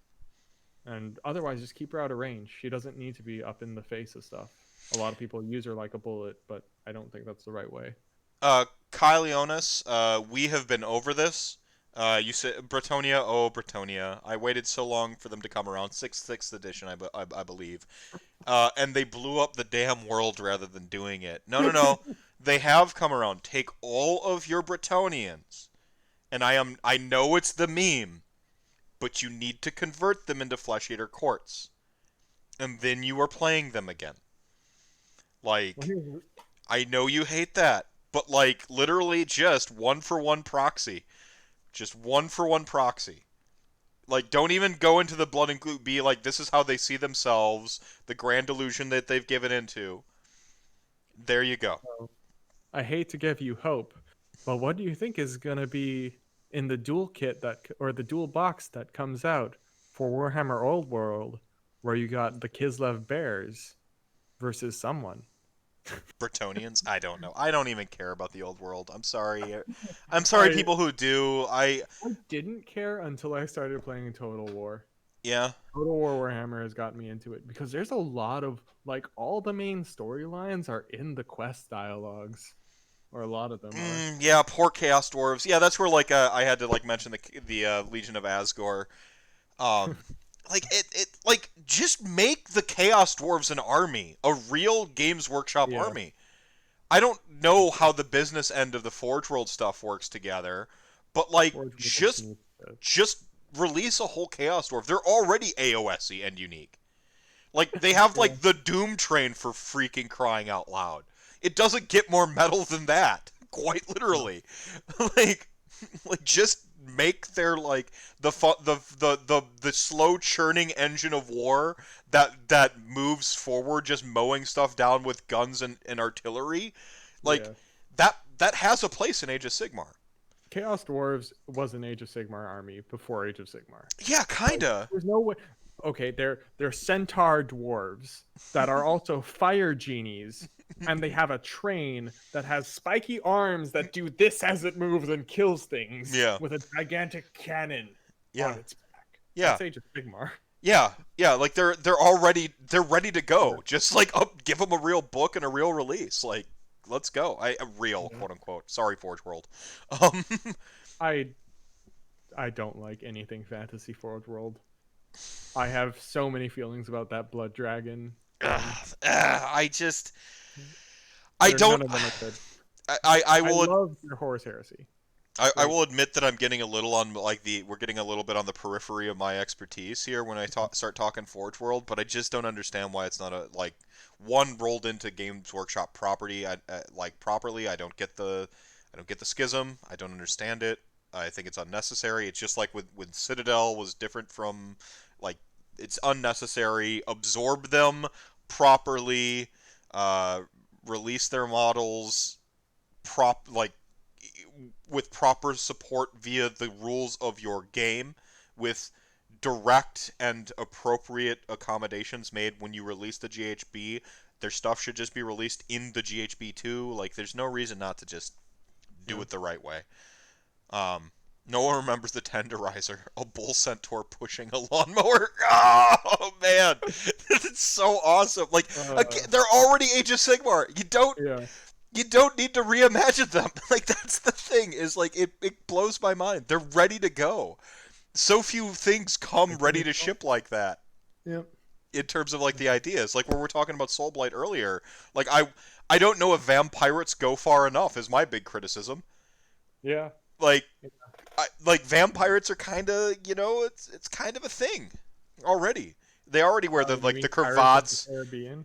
Yeah, they already wear the cravats and they have the sleeves. Johnny Depp is kind of one of the heralds of the Goths. So we've seen, or previously was until all the abuse stuff. But like Johnny Depp was kind of like a goth icon because Edward Scissorhands. So as Right. Captain Jack Sparrow, it's like you go, okay, yeah, this tracks. Like I can already see that. It makes Yeah. too much sense. So like go further, make them space pirates. Okay, I want vampire space pirates. uh, So you gotta go because just vampirates not too far enough. I want you to go uncomfortably too far with the premise. That's what makes me happy. Like the Gothazar Harvester probably went way too far with Nad Guy, but I'm happy they did it. Like, same. Uh, so I have a question. When do you think they're gonna do wave two of the stuff? I Because like when you look at the armies, the new armies, they all seem lacking. You yeah know? yeah I think that it is a logical step in the process Yeah. that we'll get another set of IDKE stuff. We'll get another Yeah. set of Like IDK DOK. is the prime example. Like they DOK. have. Yeah. I mean, if you read Ossiarch Bone Reapers, see, I hope no one's playing the drinking game tonight. I've just been like teeing off because I'm talking to someone about the army that they love, and then I see how much Jeel loves his army, and then I'm like, I love my army that same way, and then like that you get that resonance Yeah. there. Um, It's good to be able to just gush and not yeah, yeah. not. But like the Ossiarch Bone Reapers book talks about like siege engines they have that like they even have like some pictures of some stuff. Like so it's like we've got more siege engines coming. Yeah. For more Bone Daddies, like so. Wave twos, I think are going to happen, but I think it's in the distant. I think it's. I Yeah. think it. I think it's. Do you I think they think. have the sculpts? Do you think they have the sculpts already? I think they have Not concepts. printed, but okay. I think they have Concept art? I think I think they have concepts. Yeah. Like I'm thinking maybe with book three they might or AOS third. 3.0, I think is when we'll see the first second wave of something. Okay. Um, Sylvaneth, keep in mind we Sylvaneth, keep in mind. Well, Kurnothi, the way they handle that might actually Yeah. be kind of like a Sylvaneth second Yeah. wave. It might. It We might. might see that a little bit like almost like a maybe like a Cities of Sigmar, like where like Mm. you can the Kurnoth hunters and stuff from Sylvaneth can freely 1 to 4, into Gotcha. that Yeah. book Yeah. without like being an ally. Like you can just have one in every Yeah. 4 It's like be. Archon. Yeah, Archon. they can be one in every 4 can be with a Kurnothi. Mm. And then like there's like a battalion where you can play them together, or they Mm. might go as far as like Maw Tribe slash I, War Clans. I would think with how Kurnothi are or how Kurnoth hunters are written, I would think they would be fully integrated, just because they are so a part of Yeah, Kurnoth. yeah. Like, I mean, I think we'll see Age of Sigmar 3.0. mhm. Probably in the next 2 years. COVID makes it so weird. If COVID didn't happen, Yeah. I'd have firmly said 2 years. We get AOS 3. Really, I could have sworn that there was some rumor that the next edition was due this year, No way. following the No. pattern. No way. No way. I wouldn't have believed the rumor. Mm. But Okay. smarter people than me who know like Yeah. GW's tendencies. To me, I don't know that How GW long knows have we GW been in tendencies. 2.0? Yeah, I that is the truest thing of GW is they do not know what It, they do not know their like own. the 40k new edition was so kind of bungled. Like we know that AOS gets its release after 40k, right? Like usually. Mhm. So Yeah. theoretically, we should have Age of Sigmar 3.0 coming. I don't think it's this year. I don't think it's next year. And then Okay. because of COVID, I think it's we'll count this as year 1, 2, 3. Mm. Gotcha. But Yeah. but we're in the midst of year 1, so Yeah. I think about with that weird dirty math, about 3 years. So technically True. two. Um, I think I think it was because there was a 2 year gap between version 1 and version 2, but I think I think you're right that it feels like we that's not a just got rule into that 2.0. I don't know it that, does. it's so When weird. did I'm looking up when Age of Sigmar 2 came out. 2018, I think. 2018. Okay, so it has been 2 years. Yeah, that's what I thought, but I wasn't sure. Because yeah, it doesn't feel like we've been in it for long. No, and like the stuff that they updated was like significant, and like the Mm. thing is they haven't gotten everything updated to 2.0 quite yet. Like we still got Nurgle, we still got DOK. Oh yeah. So like conceivably, if DOK just comes out 3.0 ready, and then that will give us a good I think inclination as to what how close 3.0 is. Because if Yeah. DOK comes out 3.0 ready, and Nurgle comes out 3.0 ready, like they're using new language, like you see some old language stripped out, like Holy Within, hopefully dialed down significantly, because it's just I get it, but like you fixed daisy chains in a better way already. You don't need to also double down on just like sort of willy nilly herding armies versus not based on Yeah. like the arbitrary values of your Holy Within. What is the fix for? How did they fix it? The coherency rule. The Oh, coherency rule okay. like fixed it. If you Gotcha. you daisy chain, your daisy chain thing will work until you have to start removing casualties, and then you have a real pickle. Because I'm either going to pop half the squad for free if you take them the wrong way to try and maintain your like sort of daisy chain, um, or like yeah, you're just yeah, like the minute like they said most of the unit explodes when it's out of coherency, I'm like fixed. Yeah. Like you can do some of the daisy chain abuse for like a turn, Yeah. which doesn't break the game. It was when you had like you took the models out the center and then you had things occupying two separate spaces. How we Mm. score objectives shifted too, which Yeah. helps it and mitigates it. So it's like I don't Would like you don't need the Holy Within. Would you want micro changes for the next edition, or would you be excited to see something major I change? think you do a micro change. This is just cleaning up. 2.0 is very I think 2.0 is in a really it's trended in a good direction compared to Warhammer Fantasy Battle, what I've Oh seen yeah. in 40k, like, Yeah. and even the The Dark new Ages edition of of 40K is good. yeah. I like what they've done. They've fixed a lot of the problems. They Games Workshop, we come down hard on them because we get books like Sylvaneth and things like that. But like really, I look at the aggregate and I'm like they're doing better than they ever have. So I have to be a Oh little yeah. bit nice. Yeah. You want to keep on them because you want to keep that expectation. You want to keep them delivering on good stuff. But Yeah. like they have been, so they've bought some like goodwill from me personally. Because I Same. remember what fifth edition 40k where I'm just Yep. like I think that's when I got into it. and I'm just like, this is the most and I had played, for a while by that point. And I'm like, I think it was fourth or fifth edition. I'm just like, this is straight garbage. Like Yeah. the lag time between releases, the power creep, Yeah. the incongruency between Oh yeah, the rules. power creep was awful. Like I'm like suddenly I'm deep striking land raiders in my Blood Angels, and I'm like, there's You know what's nothing on the great? table. I'm like it's awesome for me, but like I'm not playing games with anybody. Nobody Yeah. can deal with this right now, and it's like a year of that Yeah. nobody could deal with it, and I'm like, get fucked. Like I'm like Maybe 3 years for some people. yeah, or like I had Dark Eldar as well. Mm, I think my Dark Eldar Codex I still have it somewhere floating around. Second yeah. edition, I had Yeah. that into fifth edition. You Yeah. fucking kidding me? Like, I mean, And so that's why you put them in the bubble because they did the thing. they did the thing, right? Yeah. They're in the bubble because I remember sitting on my second edition Dark Eldar Codex into fifth edition, going, when do I get them? And by the time I quit playing, Dark Eldar still didn't have an update. Yeah.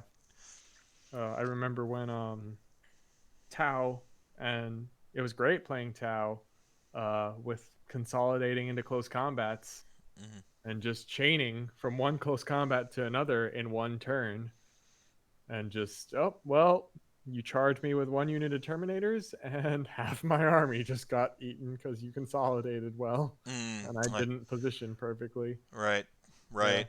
Yeah. You could literally move across the entire board in one turn, Oh, I abused it with Death consolidating. Company. Mm, Um, do people God. not think the new Marathi book is AOS Psychic Awakening, and we will lead directly into AOS 3? I mean, that's what I think. I think because we got the way the Soul Wars kind of panned out, the Was malign this sorcery, done? malign portents, the Nagasha's Black Pyramid scheme essentially led into 2.0. That's what kickstarted it. We got endless spells, like so on and so forth. I think that's philosophically what's going to happen. I don't think it's going to be like the exact same sort of I don't know that the bad taste will be in everybody's mouth the same way it felt like it was for Psychic Awakening. But we're not playing on the same scale or scope that 40K is in terms of like the budget, the player base, the reach, all that Yeah. stuff. The Like community is also so different. it's a much different community. So I don't foresee it being like this just ruined 2.0. That you see some people like Yeah. maybe if they release the books that become immediately obsolete, I know that really sucks. But like Malign Portents, it was like you know what this is. Like you get the little pack thing. GHBs, you know what these are every year. You're gonna get the new thing next year. Like there's a little bit of like you have to understand that the catalyst will be absorbed in the process of creating the change, right? Like Yeah. so. I don't again I don't pretend to speculate on like their grander schemes. Yeah. If they do something I don't like, I just won't do that. Like I have that power. I they are no more uh they are no more entitled to my business than I am entitled to them doing exactly what they want, like catering to me exactly the way I want them to. Like if I hate your thing, I just stop playing it. Or And or I play it the way I liked it before and like don't give a crap. Or I watch Warhammer Weekly, Vince, Tom, Scrubby, and Wells make a whole new pack of artifacts because I'm mad that malign sorcery artifacts are gone, and I'm like, oh, these are pretty metal again. Like, cool, awesome. I play with these rules. That's that's what's awesome with this sort of like how layered our game is. yeah. I just want them to write. I just want them to keep on the trend they've been on and write better and better rules more consistently. Consistency is the key. They have good rules. It's just they have some inconsistency issues.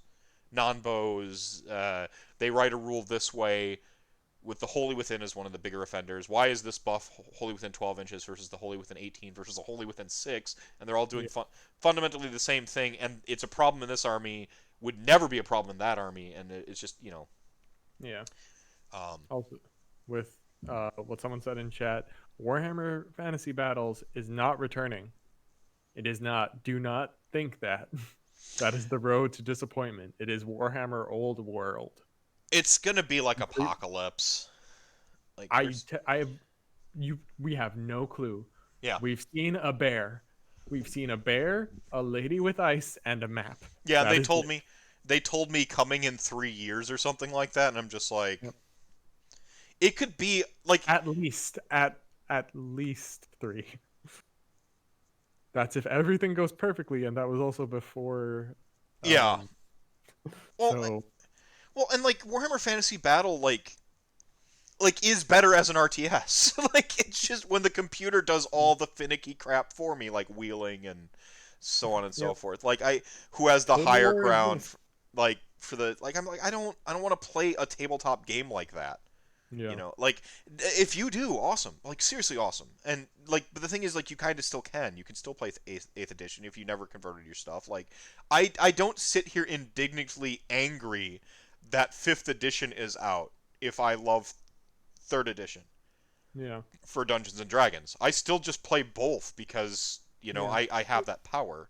It's Um, so weird that how that works with RPGs. Like no one really cares when new RPG editions no, get released, but you play the when best one. war games.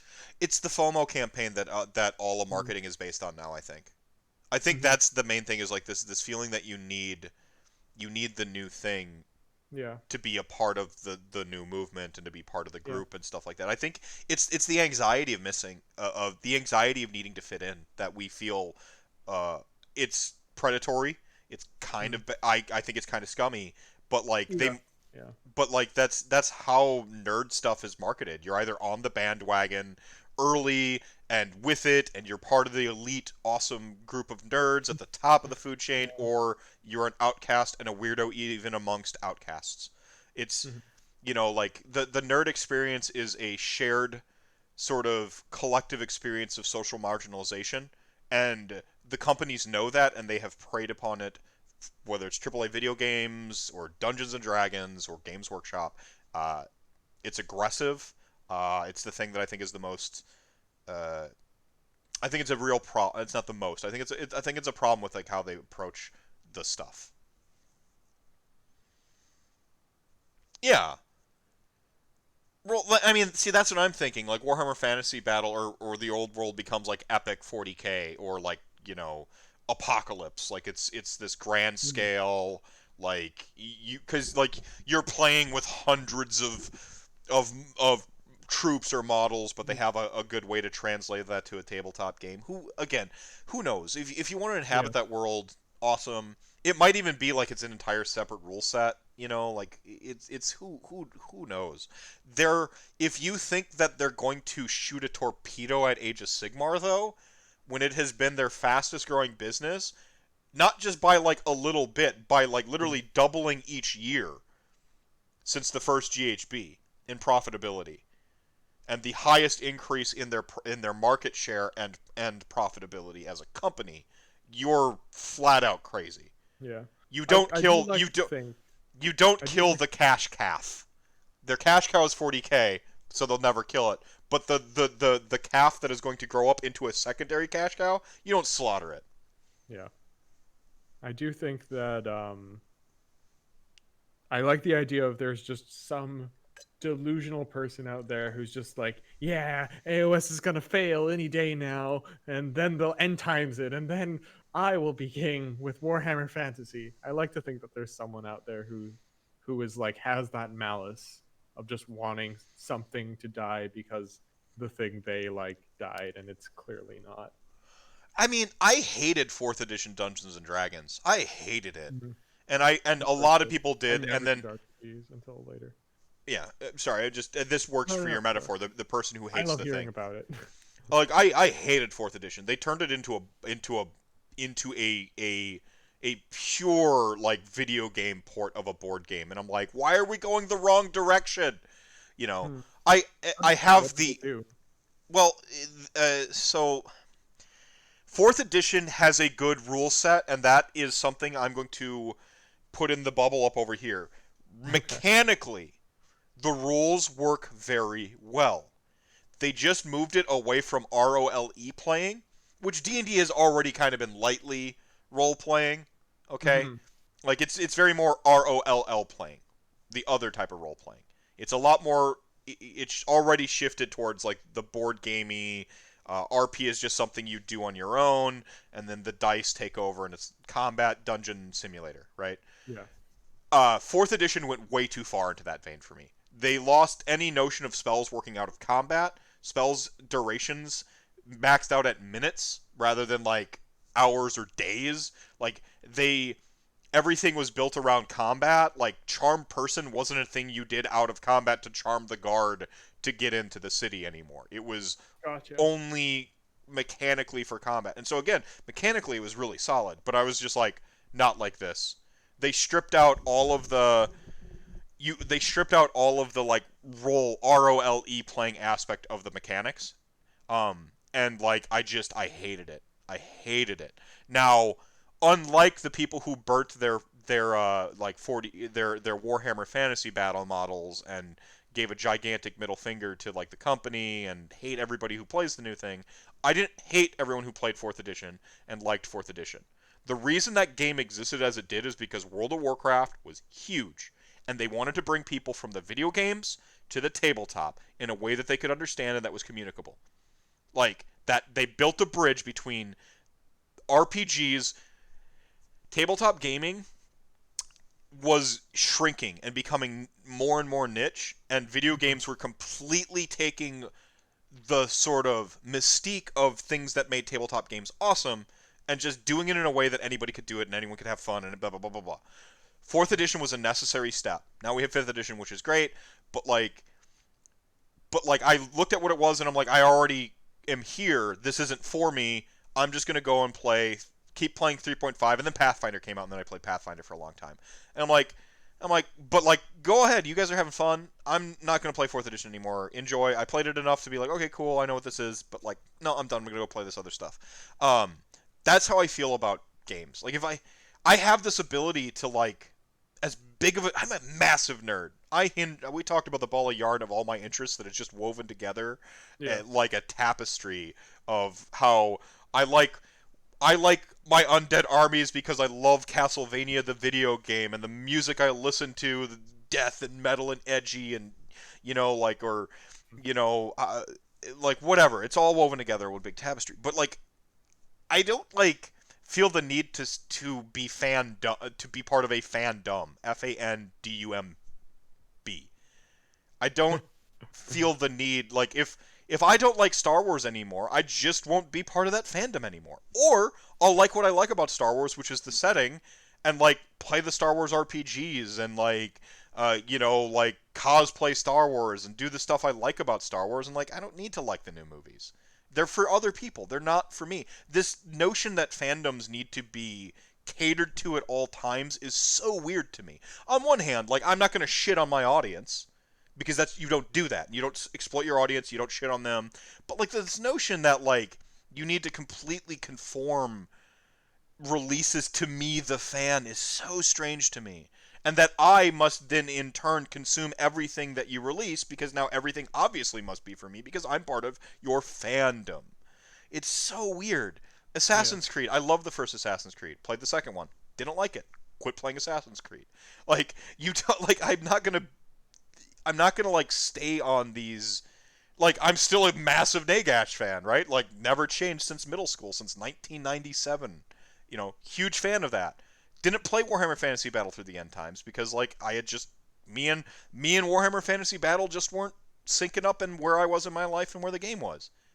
Came back to it now in Age of Sigmar. I'm having a great time like I never left. But if like they kill off Nagash, I'm gonna have like a big soul searching moment for myself where I'm like, do I stick with this game with my favorite character dead? Yes, no. Like I have to. That's a bridge I'll have to think about. Like there's, I don't know. It's weird. It's complicated, I guess. But I just It's fine. You'll join the Sylvaneth because they have Alariel's pretty the one yeah who, yeah because they'll they redo Alariel and she's a badass. yeah And they'll redo she Alariel. takes down Nagash. Yeah, she's a strong independent woman. She don't need no She man. don't need no. She don't need no Nagash. Yeah, she don't need nobody. Like they'll make her awesome. This is where like Neferata. Like I think I can't Yeah. Neferata. Like the game um, needs more like awesome ass kicking women in it. I've said that for a long time. I think you know Alariel got done dirty. They need to reconcile that and fix that. Neferata, who has these fantastic books, needs to show me on the table. Like I want Isabella to come back, not Vlad. Vlad von Karstein's dead. His story's told, but Isabella has a great story to be told yet. She has the Ring of Resurrection, the von Karstein ring. She's got the something to prove against Nurgle, so you already have a bad guy for her, Yeah. which is one half of writing a great story is having a great Did bad she guy. live through the end times? I'm retroactively. She lived. Neferata caught the like Nurgle rot or whatever, and she was going to die. And Vlad von Karstein gave her the Ring of Resurrection. Vlad von Yeah. Karstein essentially died for love, and she pieced out through a portal. Essentially, whatever. Right. Because there were three. Yeah, it was Neferata, and there were three characters that were the sisters sitting at the end times watching the world burn. And Neferata's the only one that they brought back of those three that were still alive. Yeah, yeah. Neferata's cool. Like I think you can. I think this is your opportunity to like if we do get Soulblight, I think this is your opportunity to new sculpt Isabella, tie her in to like the space vampirates, and like and updated rules Neferata style, like what they did with Archon, and just she gets to play in that army, just like Archon gets to just play in Ossiarch Bone Reapers. Do that with Neferata for the new thing, and you've got a really good like now you have like this sort of like two awesome women characters just kicking ass like in an army that everyone would be like hell yeah like vampires you know, like, Elariel needs to be fixed. Like, they have the potential to really do something special with Age of Sigmar that I don't think they could have done with Warhammer Fantasy Battle, because they have so many pretensions about being historic in a way that didn't help them. I don't like when history, like, informs fantasy. I like some, like, I like part of it, but only to a point. And Warhammer Fantasy Battle was so entrenched in the map is the freaking world. You know, like, it's literally Yeah. the world with a couple, like, little bits chopped off. But it's the Earth globe with, like, Yeah. Atlantis sitting here as Alduin or whatever, Ulthwan. Sorry. So come on, like, Yeah.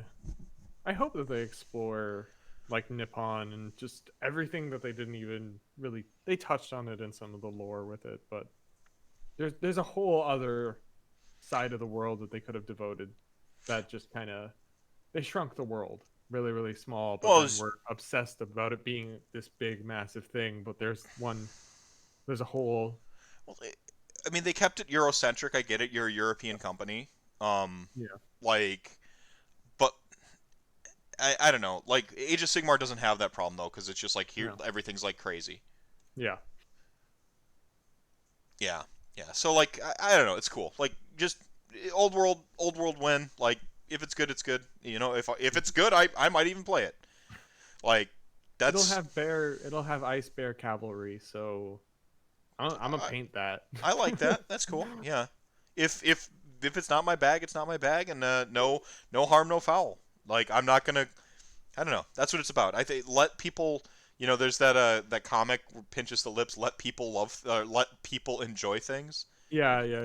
Just Shh, shh. yeah, yeah. Just Meh. yeah. Just let people enjoy things. Like, I enjoy my things. I can appreciate that other people enjoy other things, because it's that passion, it's that love, that mutual love, and that's what I look to, not just what the thing is. Um, No, absolutely. That's I don't understand the other mentality of it. the spite, Like what? the spiting people, Yeah, like, I don't get it. yeah, All right, man. I think we've had a pretty productive discussion here. yeah. Same. So It was anything a you blast. So, yeah. I mean, it's a good one when I don't even look at the clock and realize we've been on for 3 hours and 18 minutes. Um, oh, geez. yeah. So, what do you want to put on blast? Where can people find you? Um, I stream on Twitch. Jeel SA_JEEL. Streaming every week, 3 days a week, Monday, Wednesday, Friday, 7 p.m., 6:30. I'm also on Twitter at Sage Sajil. That's where I go live and announce stuff and post random art and thoughts on video games and my process of game development. In Nice. yeah. Yeah. No. Good luck with that. Yeah. Also, shout out to Basement War Gamers. They are an awesome club out in Pennsylvania. Um, great group of players. It's like the third shout out they've gotten on this show. I mean, they're awesome. So I think I've yeah. even had one or two of them on here. Really, Jared. that doesn't seem right. Jared was on. Yeah.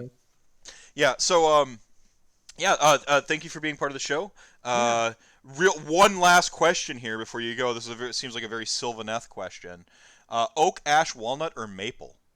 Oh. Is a Sylvaneth player.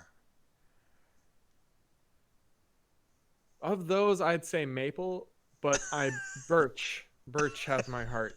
Birch has my heart. But All right. Of the options, maple. Chat gang, thank you so much for being with us tonight. You are the show within the show, the reason we do this thing. Remember, drink your milk, pay your taxes, and be excellent to yourselves and each other. Oh, and also hug a tree, because Yes. Sylvaneth. Yes. It's important.